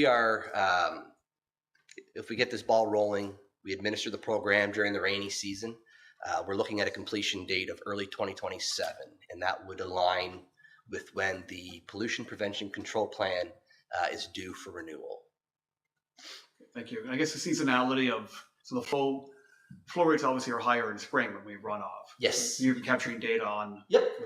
Ones now. So we ensured that we deployed ours out in different areas in Smiths Falls to capture what it looked like with the melt and for those early rainstorms that we received. So we currently still have all 6 units deployed right now. And once we get our 7th one repaired, it'll be out and deployed as well. Okay, excellent. Thank you. Yep. Great. I had a resident ask me this on Saturday, so it'll be good to get the results. Yes, yeah. In all honesty, the last time that this was done was back in 2007. They deployed 4 monitors. They deployed them for a period of time on the north side, 2 on the north side, 2 on the south side. What we're looking to do is we're looking to expand that model. We're really to look at like the different tributaries that feed into those main collectors and those main lines. And once we get an idea of that, it's going to help support as to where, we can support development and which areas of Smiths Falls can continue to grow the way they are. Great. We'll look forward to that coming to a future council meeting. Thank you, Andrew. Yep. And we'll go back to Director Clark with the Award of tender regional recreational facility report. I just can't stay away this evening. So this report before you seeks council's approval to award the next phase of the Regional Recreational Facility Development Project. Council approved funding within the 2026 capital budget to advance planning for a potential regional recreation facility. Of course, I'm talking about the potential new arena and a potential field house. Heavy on the potential. This phase of work is intended to move the project from concept to procurement readiness by refining the facility program, developing concept plans, preparing capital and operating costing models, and identifying funding opportunities, importantly, as well as establishing a future procurement strategy. The town received 3 submissions through a competitive RFP process, which was publicized through our bids and tenders program. Following the technical and financial evaluation, New Stadia Recreation achieved the highest overall score and was determined to offer the best overall value to the town. You may recognize New Stadia. They were the ones that led our youth arena feasibility study. While another submission came at a slightly lower price, New Stadia did demonstrate stronger recreational specific expertise with extensive experience within arena and field house projects and a strong understanding of Smith Falls' existing recreational infrastructure and previous studies. While the other proponent was quite proficient in a lot of their projects, they were more community services minded, hospitals and that type of thing. The proposed contract value from New Stadia is $245,000 exclusive of net HST, which is within the approved capital budget of $250,000. The ask before council tonight is to authorize Mayor and Clerk to execute an agreement with New Stadia Recreation in the amount of $245,000 exclusive of net HST. This work will provide the town with the technical, operational, financial, and procurement information required to be able to move this potential project forward. Thank you. Questions, Councillor McKenna? Yeah, thank you, Mr. Chair. The how prescriptive was the tender? Because we're going to have an advisory committee. Mm-hmm. So it's about the scope of the work that I'm interested in, because there's the objective of the assignment is through a comprehensive process of facility planning. We did an earlier study, mm-hmm. So we're going to build on that, I'm assuming. Is there a revisit of maybe not the same depth, but is a revisit? Is the model still that we come up with? Is that still back? Is that back on under review? If I may, so not necessarily under review, but it will be taken into consideration. And I think the intention is to take the initial document that we sort of the high level, what should we do? Do we need to do anything? That type of question that was put forward by the Youth Arena Feasibility Study has moved into taking that information, working alongside the steering committee, which will help guide the direction around what is it that we actually need more specifically, what are we looking to in terms of programming, that sort of defining and refining that, and then working closely with the market model basically and saying, is this something that's going to work for the 50 to 60,000 people that we have in our catchment area? So there's a connection between each of them and they would be working in concert. So just to follow up, so the product that I'm interested in as a politician mm-hmm. is if it comes back, if it could be packaged in such a way that this is the new product that is best. Mm-hmm. If it could be packaged in such a way that it can either be, because it's the price tag that makes me nervous. It makes me nervous. Phased in, or if you don't want to go all the way, this can be so that it can be separated and sure. costed differently. So it's I don't want all or nothing. Mm-hmm. So I'm hoping that it'll be structured as creatively as it can be. If I may, I think that is a really strong. There's a lot of support for that sentiment from the Community Services Department. I mean, it's a lot of money that we're talking about. We're also talking about a 50-year horizon in terms of recreational infrastructure. So I think it's a worthwhile investment, particularly if we can mm-hmm. get some of those federal and provincial dollars. A component of New Stadia's our response to us was that they would engage with a fundraising expert, and so they'll give us some direction on how we can do some really excellent fundraising within the community in the region and so on. So hopefully there will be a component of that. I'm really keen to find out, not dissimilar to what you're looking for, how do we phase it? How do we make sure, again, it isn't an all or nothing? We are going to eventually be lacking a youth arena. We currently lack a field house. So, I mean, it isn't an all or nothing tomorrow sort of situation. I think what's really important too is that if we get that phasing, we can also look at the costing piece. There will be updated costs. There's significantly higher cost to everything over 2 years ago. I'm hoping that won't change the overall price very much, but if we can have through the original report from the Youth Arena feasibility study plus the direction from the regional steering committee, if we can understand what programming we actually need and want, and also looking at future trending around recreational infrastructure in the next 10 to 20 years, we can start thinking about really specifically what those buildings need to look like, which will then give us some more information around phasing and so on. Thank you.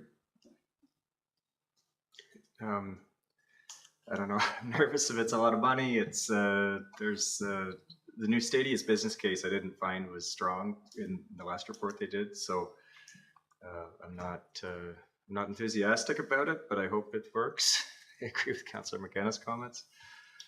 Seeing nodding heads. Otherwise, Councillor Brennan. Yeah, just I hear you, but I think that I mean, we agreed to this in budget. It's in the budget, and it'll never, ever, ever, ever happen if we don't start doing some work on it and perk up the ears of the upper tiers and other potential people that are going to hopefully contribute. So I support it. Thank you. Okay. That'll move us to out of budget expense, Spirit of the Drum powwow. Thank you. And so my final report for this evening, I could keep going on if you would like me to stand up for a little bit longer, but I think it's a little cold in here and it's time to go home soon. So further to my director's verbal update recently of last month, I'm unfortunately back with the proverbial cap in hand as it relates to the Spirit of the Drum powwow. So the report before you seeks council approval for a one-time out-of-budget allocation to address the funding shortfall that is associated with the 2026 Spirit of the Drum powwow. Obviously, the powwow has become an important cultural event for Smith Falls and represents a meaningful expression of the town's commitment to reconciliation, cultural awareness, community building, and tourism. It provides residents and visitors with an opportunity to learn about and celebrate Indigenous culture in an inclusive and welcoming environment. And anyone who was there last year, I think, was really, the reviews were excellent. Last year's event cost approximately $68,000 and was largely funded through external grants. Approximately 95% of it came from external funding. Unfortunately, we had irons in the fire for 4 different grants. Those have come through, and that's totaling $40,000. We are facing a $40,000 shortfall for this year. So we have secured approximately $26,000 in external funding, combined with council's approved budget allocation this year of $5,000. Available funding for this year's powwow is $31,000. So again, it's that $40,000 shortfall that we're looking for this evening. I say we, it's me. Current projections indicate that approximately $71,000 will be required to deliver the event, resulting in my ask this evening. 2 additional grant applications are remaining in the wind, totaling $20,000. I'm not certain when those considerations will be provided, but I'm hoping that it will be very soon. If the funding decision is received after the event and we're able to apply it backwards, then that would be obviously the best case scenario. That did happen with some of our funding last year. The funds would be secured, the $40,000 would be secured from the tax stabilization reserve. And Director Dubber has suggested that it is in a healthy enough position for that to be handled. At this stage, planning is well underway. Commitments have been made, and cancelling or significantly reducing the event would have substantial impacts on programming, cultural integrity, community relationships, and reconciliation objectives. So the ask before council tonight is to approve a one-time allocation of $40,000 from the tax stabilization reserve so that we can ensure that the powwow goes forward this weekend. Great, thank you, Mayor Penko. Yeah, thanks, Director Clark. And I guess if we go back to this horseshoe in, I think it was in September of 2024, when powwow had not proceeded then, collectively made a decision we would support 2025 powwow with a commitment of up to $65,000. The project committed at 68, but 65,000 was raised for that. That money went back into reserve at the end of last year.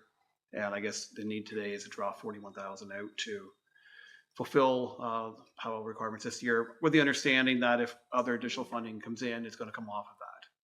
So I'll support the request. Councillor McKenna. Yeah, I support it too, and I know the finances don't work like this, but I think if I'm not mistaken, the sewer modeling study came in at half the cost, so there's there's money there, so. I'll send Andrew a thank you. That's right. Okay. Yeah, I support it too. I just, if the grant funding's drying up, I think it'd be good in the future budget to set aside some of the 1% community grant funding towards this. And then if we don't end up using it, we've got it, but we could do another intake of that if we need it. But looking forward to the powwow this weekend. And just as a note, And I'm supporting this for sure, but I think after it's over with, let's have a good look so we don't end up in this sort of a situation again. When you're coming last minute and saying, we've got to get this, and, so that puts a lot of pressure on staff. So we'll have a look at it after powwow's over. CEO Morris.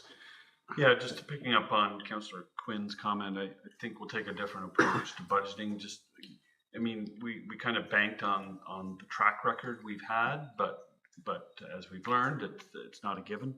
So I think we'll approach it differently from a budgeting point of view next year to ensure we're not in this position, and any funding we get would be would offset the budget as opposed to having to augment the budget. Great. And just powwow grand entry, we're aiming for noon on Saturday, and everyone is invited. It is, of course, at North Island. It is both Saturday and Sunday. They are calling for rain, a little bit of rain on Sunday. Definitely come on Saturday, but we do have lots of tents, and I would, invest in an umbrella. Hopefully, we'll see you there. Thank you, Director Clark. So that brings us to our last item of priority issues, multi-regional trail network partnership agreement with Jeff Murphy. Good evening, Mayor and Council, through the Chair. So the purpose of this report is to execute an update to the partnership agreement with RTO 11, that's the Ontario Highlands Tourism Organization, for the development of the Eastern Ontario Rail Trail project. The update or change to the agreement is simply to their roles and responsibilities as defined on page 10 of the accompanying document. It does not change our relation to the group or affect in any way, shape, or form our role or responsibility.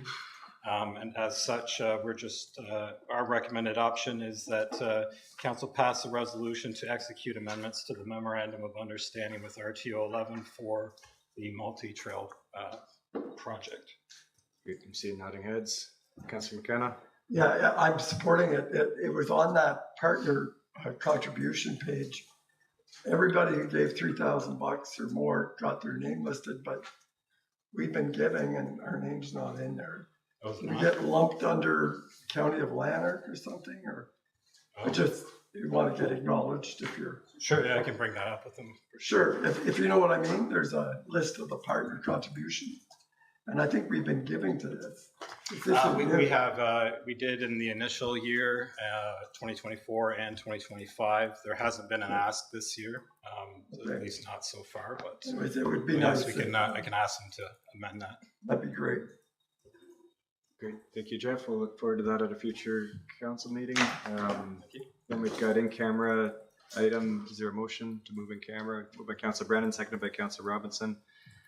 That we move in cameras provided in section 2392E of the Municipal Act as amended and move into a closed meeting at 7:18 p.m. to discuss a litigation matter. All in favor? Carried.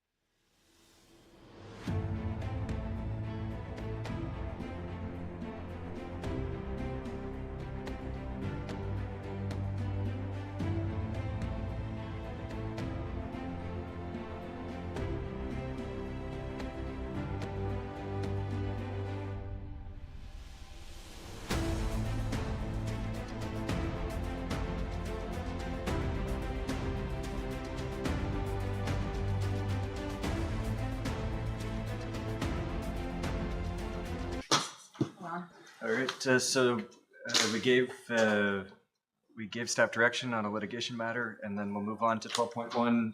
We've got correspondence for sustainable provincial grant funding for fire services. I'm guessing that we can pass that on to Chief Cheeseborough, and if he's got something he wants to bring back to us, he can bring it to a future cow. Mr. Chair, the police chief has looked at it and the fire chief has looked at it and he supports the spirit and intent of the resolution. So we brought it forward to see if council would also support it. So we'll bring that to a future council meeting for endorsement. And 12.2, we can receive for information. I'll be coming back to committee of the whole on July 13th. Any notice of motions? I'll take a motion to adjourn. Councillor Robinson, seconded by Councillor Brennan, that the committee adjourn its proceedings at 7:31 p.m. and stand so adjourned until the next duly called committee meeting. All in favor? That's carried.